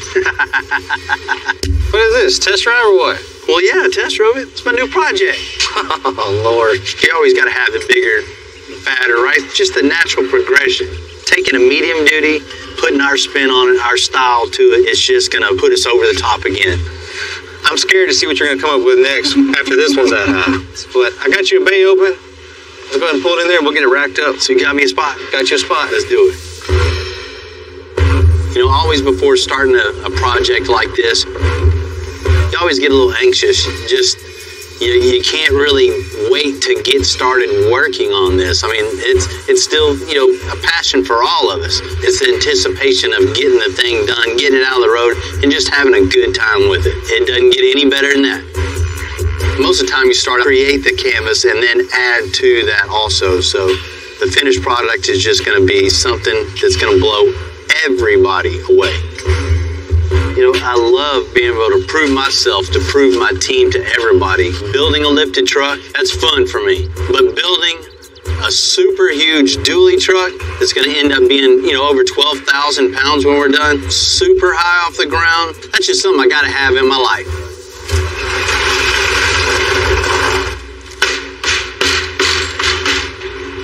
What you think about this, James? Man, that's brand new. I ain't seen one of these yet. Right? Man, I got some big plans for this. You know, first things first, we're going to get this thing up on the lift, and then we're just going to build a crazy drop-down air suspension with the big shocks. You know, huge 4-link on this thing with the big 1-inch Heims, super thick DOM. I mean, this thing's going to be bulletproof. And you know I got to have some big wheels and tires on this thing. Definitely. I want to keep that dually in the back, too. Raising this thing up, we're not shooting for a specific amount of inches. I want this thing way off the ground. We're just going to lift this thing till it looks right. When it looks right, we'll go a little bit higher. Because this thing's going to be crazy high. You know, look at the steps on this. This definitely isn't going to cut it. So we're going to build some custom run crawl up in this big old thing. And as far as the bed, you know, I want to do like a utility style bed with the toolboxes on. A work truck bed on top of a big lift like this with the air suspension. Yeah, you don't ever see anything like that. I've never seen nothing like that. Wait till you see all the speakers and all the stereo that's going to go in that bed. Oh, man. You know we got to have it loud. You know it's got to be loud. They go by you like, man, what? Why? I want that feel of industrialism. Right. You know what I mean? This front end's a little bit too shiny for you. Man, we got to get rid of all that. You know, spray it all black, get rid of the chrome, make this thing cool. We're going to have to step it up in the interior, too. Yeah. You know, leather inside, suede headliner. And this thing doesn't even come with carpet. Of course, we're going to put that in it, too. We're going to make the inside just plush as can be. I'm excited. I can't wait. If you can't wait, let's do it. Let's do it. I'm ready.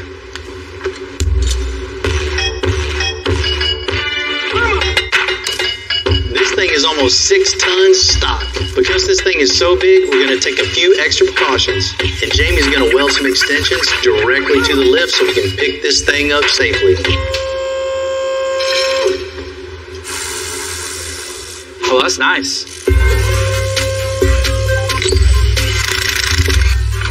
This truck was barely stocked for maybe a couple days, and it's already up on the lift. All right, so go ahead and separate the axles from the leaf springs. Go ahead and lift up the frame, then go ahead and pull the leaf springs. We're going to be taking this thing to car shows all over, but it's not just about the trophy. This thing is going to be able to get to work too. So Rudy's going to start burning the hangers and brackets with all 5/16 plate. Being that this is typically just used for work and never lifted, we had to build some extra heavy-duty hangers to support the whole weight of this work truck. If these things aren't strong enough, then our whole 4-link system will just collapse and be worthless. You know, the next step we're doing this huge lift, huge super heavy lift, is building the 4-link brackets on the rear end. Rudy cut some 5/16 plate. This allows the 4-link to mount from the truck to the rear end and everything pivot. I mean, this is where all the stopping, starting, pulling power is all transferred into these pivot points here. Especially as high as this thing's going to be, all the weight is compounded. So this thing has to be really, really strong. This is a major point of the whole suspension.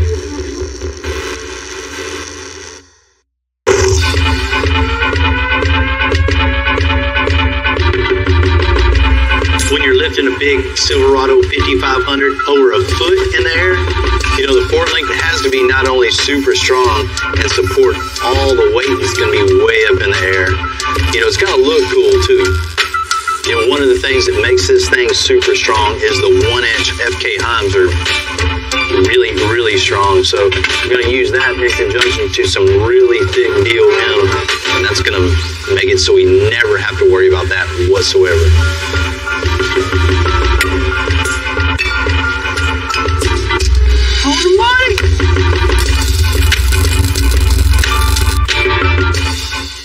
Alright, got my Heims bolted up, all exactly the same, so we're going to go ahead and bolt this up to the truck and continue with our 4-link.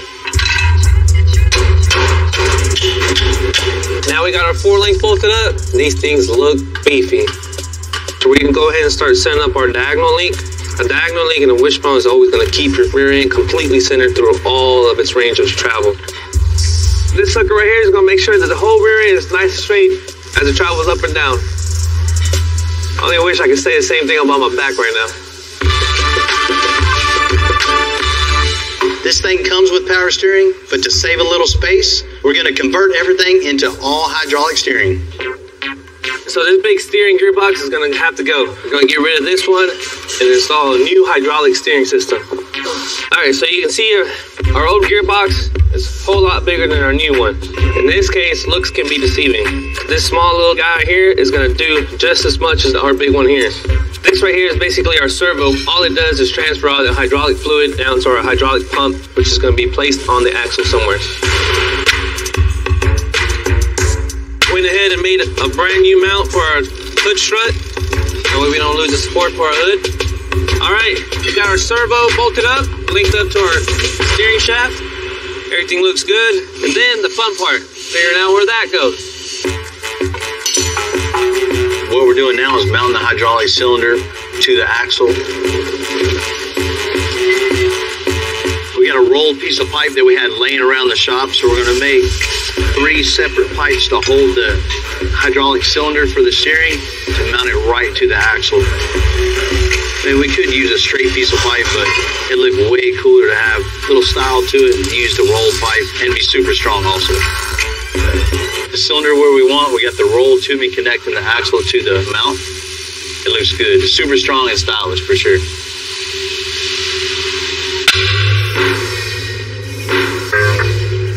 Alright, now that we got our hydraulic cylinder mounted and welded up, we're going to go ahead and make 2 rods, one for each side, to connect from the cylinder to our spindle.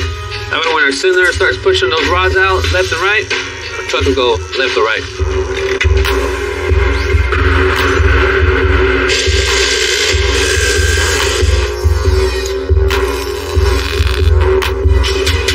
So just to make sure that our new tie rod ends are exactly the same, we're going to go ahead and jig up the first one I just welded up. That way my second one will bolt up just exactly like the first one.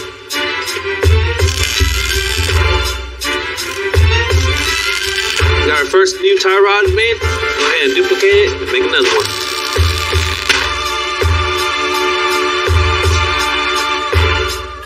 Tie rods are in, as you can see.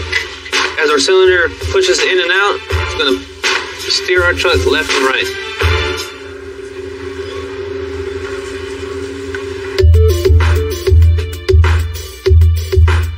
We're going to start building the air suspension, and straight pipe is never a good idea. We want something with a little style. So Max is about to get out and get to it of rolling a lot of pipe and tubing for my truck to build the bag mounts, shock mounts, and just make it look cool.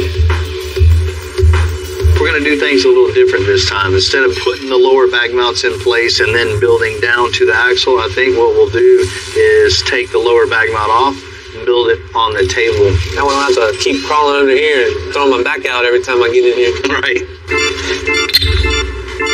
I got that. We can just simulate the axle with a piece of pipe on the table and build our pipe all to that. So we're going to make all of our pieces fit in a little square here. You got it? I know you do.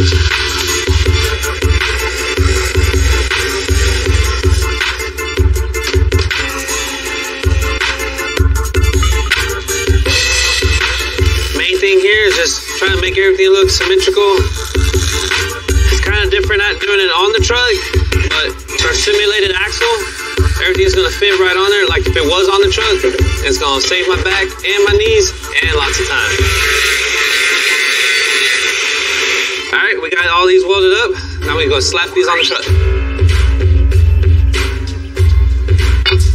Heck yeah, Rudy. That's going to work good. Let's get the other side on, and then we'll put our straight edge across here and clamp it. And that, instead of trying to spend the time to level everything, you know it's 100% perfect. Weld that sucker out, and then we'll move to the uppers. Hey, that's a great idea.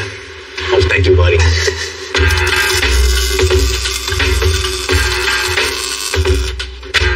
That is what we like to call rap.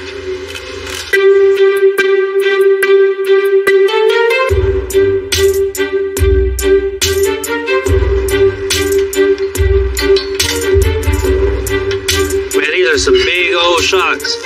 These shocks are going to be able to hold up all the hard work this truck's going to go through. We got both sides punched. Got our shock mount in the right spot. I'm just going to drill it.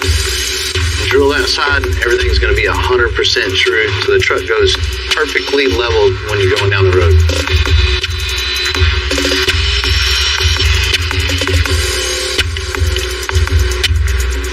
You noticed it?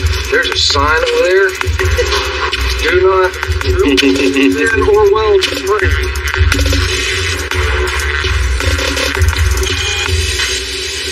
What do you think, Rudy? This big old shock looks perfect proportion to this big old truck, right? Doesn't even look that big when it's on the truck. Right? That's it, man. This is the last little bit of the suspension. This thing's ready to get blown apart and get coated. Shoot, well, let's do it.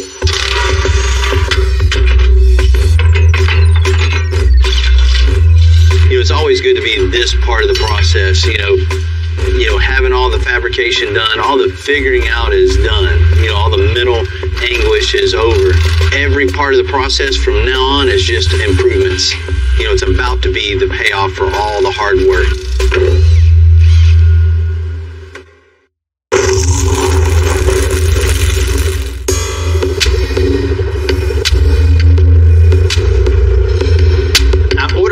For the Chevy Silverado 5500. This thing is cool, but this is just a starting platform for what I'm thinking. You know, it's always cool to be able to work on your own project. There's no limitations. There's nobody telling you, what to do, what they want. There's no restrictions whatsoever. Whatever you can think of, whatever you can dream of, it's on you. Yeah, but this much more. Just forward. That's what the shop's all about, is building cool cars, and especially one that stands out from all the rest of the builds, all the rest of the cars around. You want to make something that just has your personality built in with it. Man, I love this point of the build. Just start to see all the big pieces come together. You know, it makes for a really good day, especially something like this. To see a service bed like this with a truck like this is going to be real cool, especially when it's real high up in the air. Getting excited. You know, the more I look at this thing together, the wheels are turning, getting a few more ideas to really top this thing off. Definitely got to get rid of this.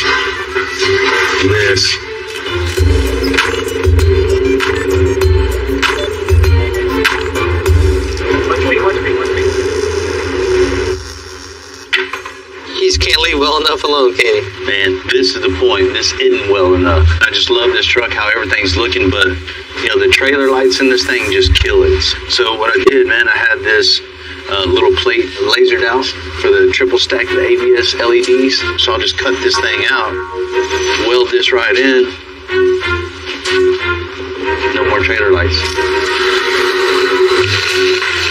Man, I love the style of this bed. I love the work truck feel of this truck, but it's got to have something all the other ones. So the way the new bumper is going to look with the lines on the running board and they carry on to the lines around the bed, the triple stack lights are just really going to go with the whole overall feel of this truck. Looks like you're adding some TVs to the back of your truck. I would have 10 years ago. They have them all over the place.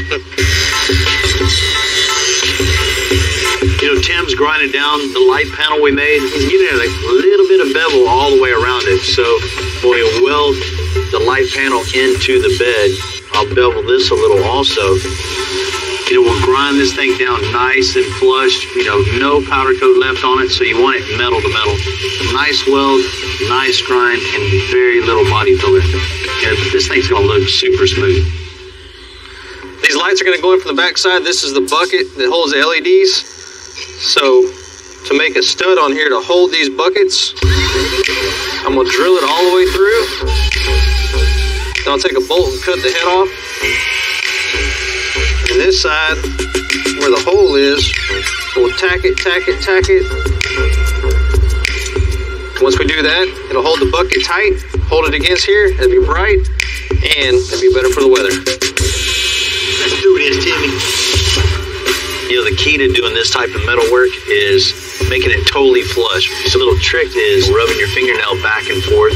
That way you know for sure that one isn't sticking up higher than the other. Just ensures for a nice, even, smooth weld and grind.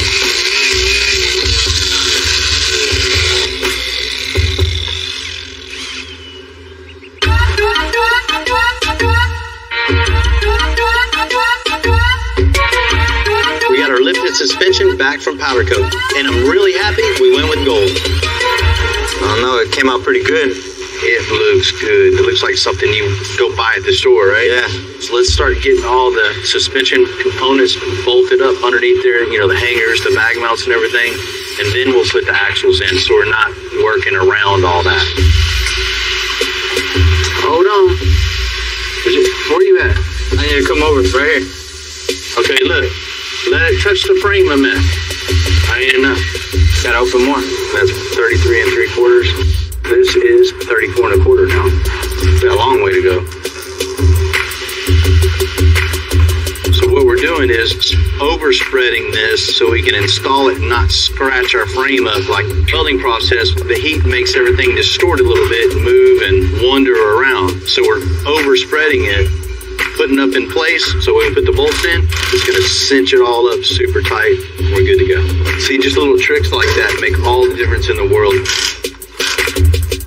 Nice and tight, looking right.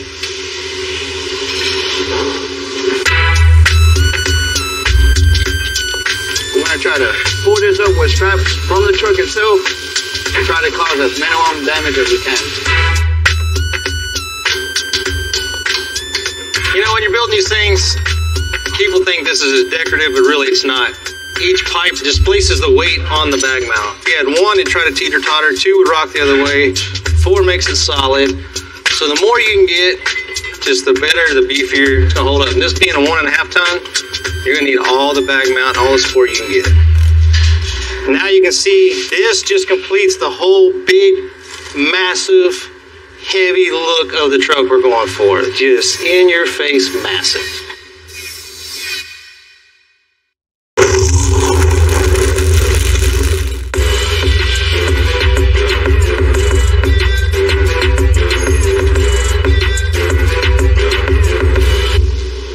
Small speaker there. Another small speaker there. Lifting a brand new Silverado 5500 is definitely going to turn heads. But I also want to make this thing really loud. So John's going to customize the headache rack with a pair of handmade speaker pods, just like you'd see on a wakeboard boat. We're going to use these speakers as a chipboard and arrange it up here and see how it looks the best. And once it looks good, we'll make it out of metal.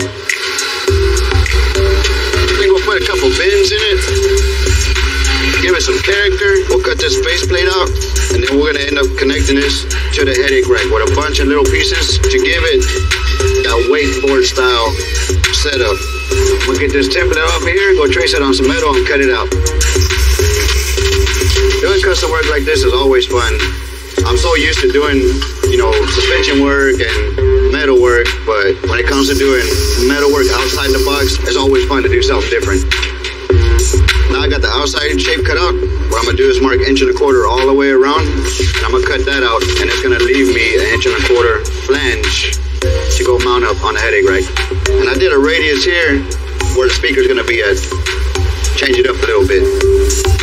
Now all these straight lines were easy because I just, you know, run a torch along a straight edge. It's all about finding a right spot to hold this torch and just pivot it around. Keep it steady. Stumble a little bit, the torch is gonna move, and I'm gonna mess this piece up. I'm gonna start all over. That's how you get it done. I'm gonna draw me some lines where I know to set this up in the metal brake and give it a little break here and there to give it that crazy shape that we're looking for. Now we got a little personality to this. The only thing I gotta do is do the exact same thing to the other piece. We're gonna get to cutting. We're gonna remove all of this out of there. We don't need it. It's gonna give us a much cleaner look without it. I'm free. No more locked doors. Now it's time to clean this up. Take some of this paint off so we can tack our new pieces on. That way we get these cool tower speakers built on this headache rack. We got everything grinded and sanded down nice and clean. Now we can see what we gotta work with. What I'm gonna do now is tack me a couple pieces from here to the headache rack, and then we're gonna start building our plates off of that. Now I got the frames all on there. Now it's time to fit the speakers inside the frame to see how they fit all in there. This is looking really cool. Imagine this going down the road, music blaring.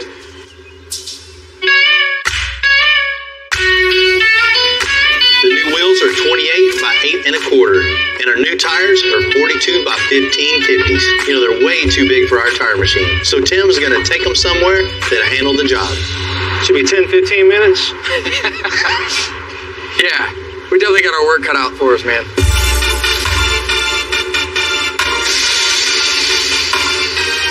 It's on there. Phase 1.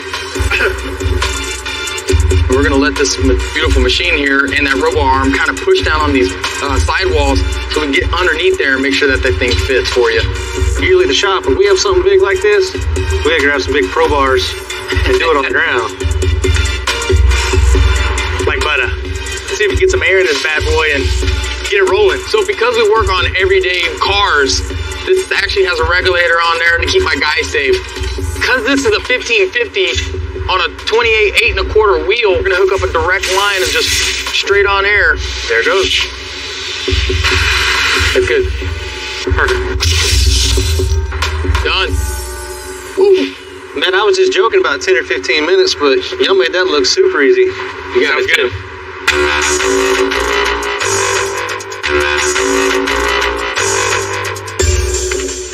What's up, man? That's looking good, man. Yeah, once that grill's in there, man, it's gonna look really right. We definitely want to take our time to make it right. You know, get the angles right. You want to look at it wherever you're at it. You want it to look cool. Coolness from every angle. Right. Finishing the sides in, boxing it in is gonna be pretty critical on something like this. Mm-hmm. I got the chipboard, got the tape. Start making it. Hell yeah. The puzzle has begun. Mm-hmm.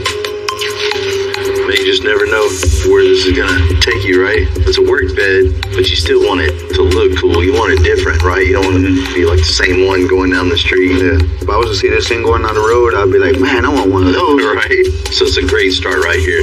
You're creating the coolness factor as we go. So you want to really get back once you get a couple steps in. We'll get back and really see how that's flowing. Yeah. That's the whole thing about custom, right? Is making it your own, making it cool, making somebody go, man, that's cool. Yeah. That's what we do this for. It's got a little flatness right here. Let's get a back piece on here. See if we can change it up a little bit. Yeah, man, that looks good. Yeah.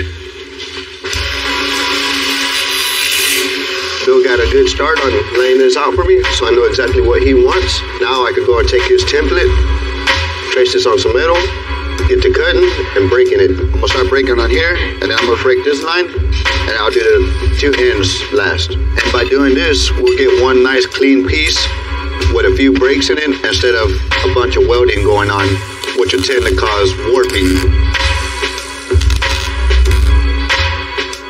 Now we got the outside cap. I'm gonna start building this inside piece for the bottom. I'm getting all my measurements off of what we already built here and transferring them over to this piece of sheet metal that's gonna fit these contours here. I'm gonna take it over to the brake, bend it. And it's just so much better trying to do this as one piece of metal than having so much work on the body guys.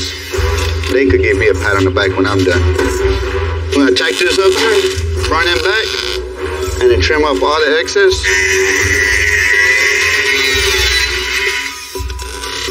Now we got the bottom panel in, we can continue over the top, connect the two.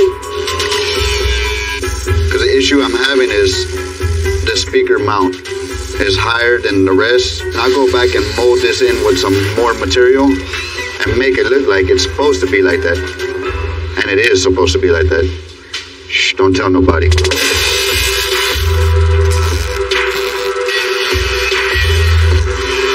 that all molded up and make it look good. This is one of those things that had to be done for clearance issues, but at the same time of just notching it out, we could also make it look cool. Man, John, this thing looks so good.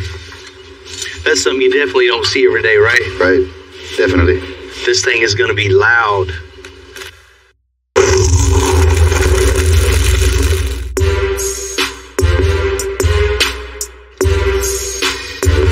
Having built a few lifted trucks in our day, you got to think about how you're going to climb up in it. So we made some brand new running boards for our Chevy 5500. We We got the truck over on the 4-post lift. It's way easier to work on this thing, perfect height, just the height you're working at, and no post in the way. What we did is take off the factory steps, and they're going to replace it with a piece of sheet metal that we had in our spot for our toolboxes. Cleans it up a lot, huh? Hides all that, and gives it a little style too. Way better. Now it looks complete. Let's give it a quick little rough cut.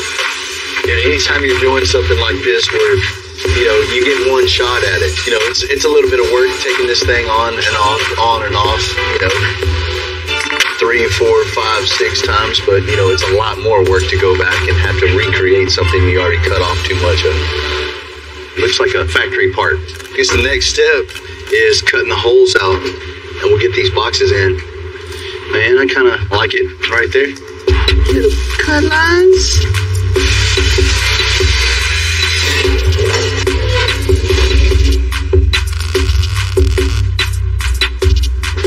Man, that looks way better, huh? No more flatness, gives us some depth, and it's useful.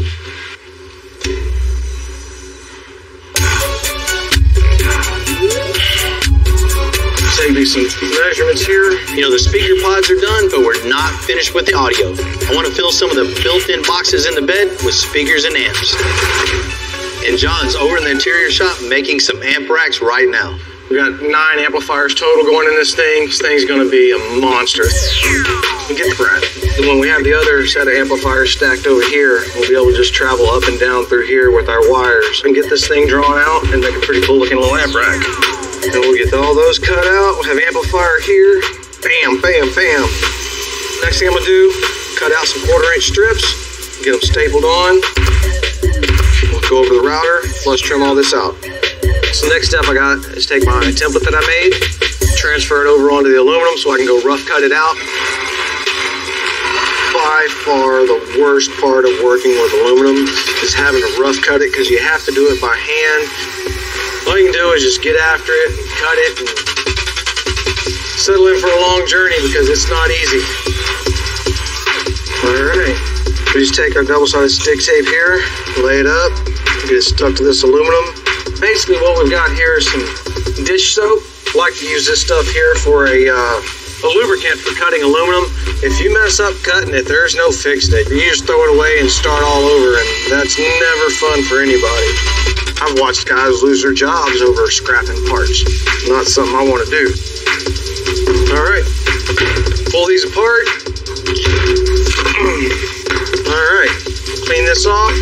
Go over to Jesse, get him to...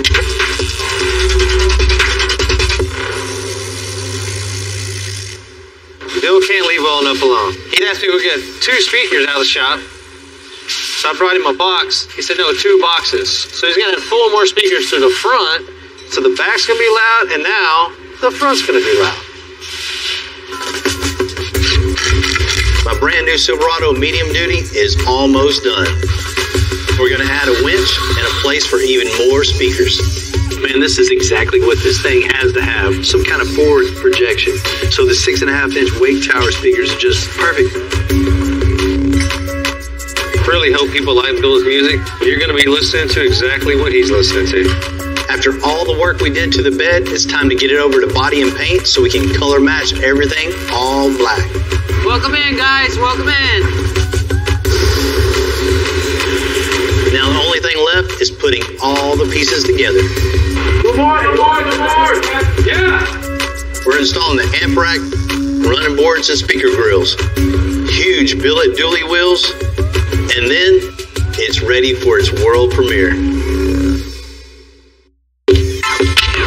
It's great working with great craftsmen, and it's even cooler to work with. Strive to do better and do better and do better. I never had an older brother, so I've always looked at Bill as that older brother you look up to that always had the cooler stuff. Way older brother. Me and Tim have this kind of sibling rivalry for sure. We're always pushing each other, when we're building things for ourselves. He's working on his own car. You go by, you're like, oh man, you gonna let this get by, Tim? I don't let him get by with stuff he would, try to do on his truck, and him the same with me. We have a competition with each other. But we want the best for his, best for mine. End of the day, we're still putting extensive on both of them. So he and I do push each other to go to the max because it's us against everybody, not just him against me. You know, we're trying to set the bar on the whole car industry. Thanks a lot, bro.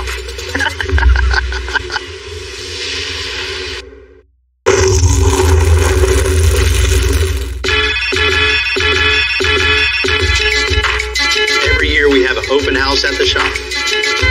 We got friends, family, old customers, and hopefully some new ones. And I can't wait to show them what we've been up to. It's always cool to, have parties like this, have an open house, and just, see what comes through the door. And stuff like this is exactly what, gets me excited. You never know what's going to come through the gate, but you got to go see what's going on. How old is he? 4 months. 4 months? Man, he is cool. Man, this thing's crazy. There's a certain kind of person that loves lifted trucks. And for them, a brand new Chevy 5500 medium duty, 14 inches in the air, is going to blow them away. Hey, you guys, come on over. I want to show you guys something. Come on. Come on, Rick. Come on over. For real, thank you guys for coming out, and always supporting, myself, my team, Extensive. It says a lot to me, you guys coming out. I know it's free food and free beer, but thanks for coming. Thanks, Bill.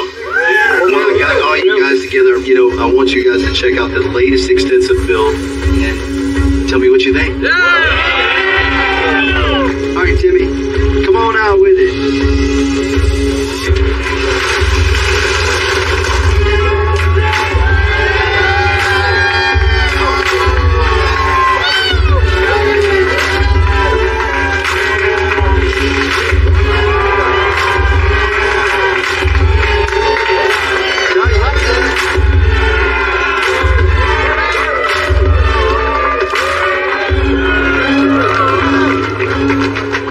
Example of just teamwork makes the dream work. Brand new medium duty Silverado. When I got this thing, it was just a cabin chassis, just basic work truck, no frills whatsoever. So first thing we did is got it in the shop, put it on the lift, and got it at the height that looked good. Push the button again, a little higher. Push the button again, a little. All right, cool. Get the axles down in the right spot and just build everything from the truck down to the ground. Starting out with the big, huge 4-link underneath this thing, big bags. This thing gets 14 inches of lift from all the way down to all the way up, totally adjustable. If you're gonna have a big 4x4 truck like this, you gotta have some unique, cool wheels on this thing. 28-inch dually wheels with big 42-inch tall tires. I wanted to go something totally different and do a utility bed. Nobody does a bed like this on a truck like this. Typical Bill fashion, when we got the bed, couldn't leave well enough alone. You think you can bolt the bed on this thing? Yeah, I never worked with Bill Carlton. He had to change up the whole bed, tail light, side, added some speakers on the top. Well, if you're gonna have a stereo, you gotta have a stereo. I wanted like a wakeboard style stereo in the headache rack. Somebody behind me, they ain't gonna be able to hear either. And we put 10 Rockford Tower speakers all throughout the bottom of this thing. Not only that, it's gonna hit just as good. There's a ton of stereo just inside also. We utilize every compartment in this thing just to be loud. From the speakers behind the grill to the winch, this thing's ready to party and get to work. Now you gotta be able to get in this big old truck, right? So had to make some steps, had to build some running boards and incorporated, toolboxes in this thing just to break up some of the smoothness that's in between there. Tie everything together and give it a little style. I really appreciate all you guys coming out and checking this thing out. Another example, teamwork right here. And this is what happens. Everybody comes together and makes some cool stuff. You guys walk around this thing, check it out. Let me know how we did. Truck is unreal. I'd love to build something like this one day. The way they did the speakers up here, that's amazing, man. I mean, you don't see that type of work made out of metal. Big 42 tires on them 28s. They're wrapped pretty good looking. Man, I love this Bill, man. Bill showed out again, man. I'm definitely going to pull up to the shop and take this one out on the weekend and pull up to the club in it. Reaction of these guys, we did what we were supposed to do. When you're building a custom truck, every part and piece plays upon the whole bed. There's so much customization on this thing. It'd take you 2 hours to see everything that's going on from bumper to bumper. This thing's going to bring a lot of business to the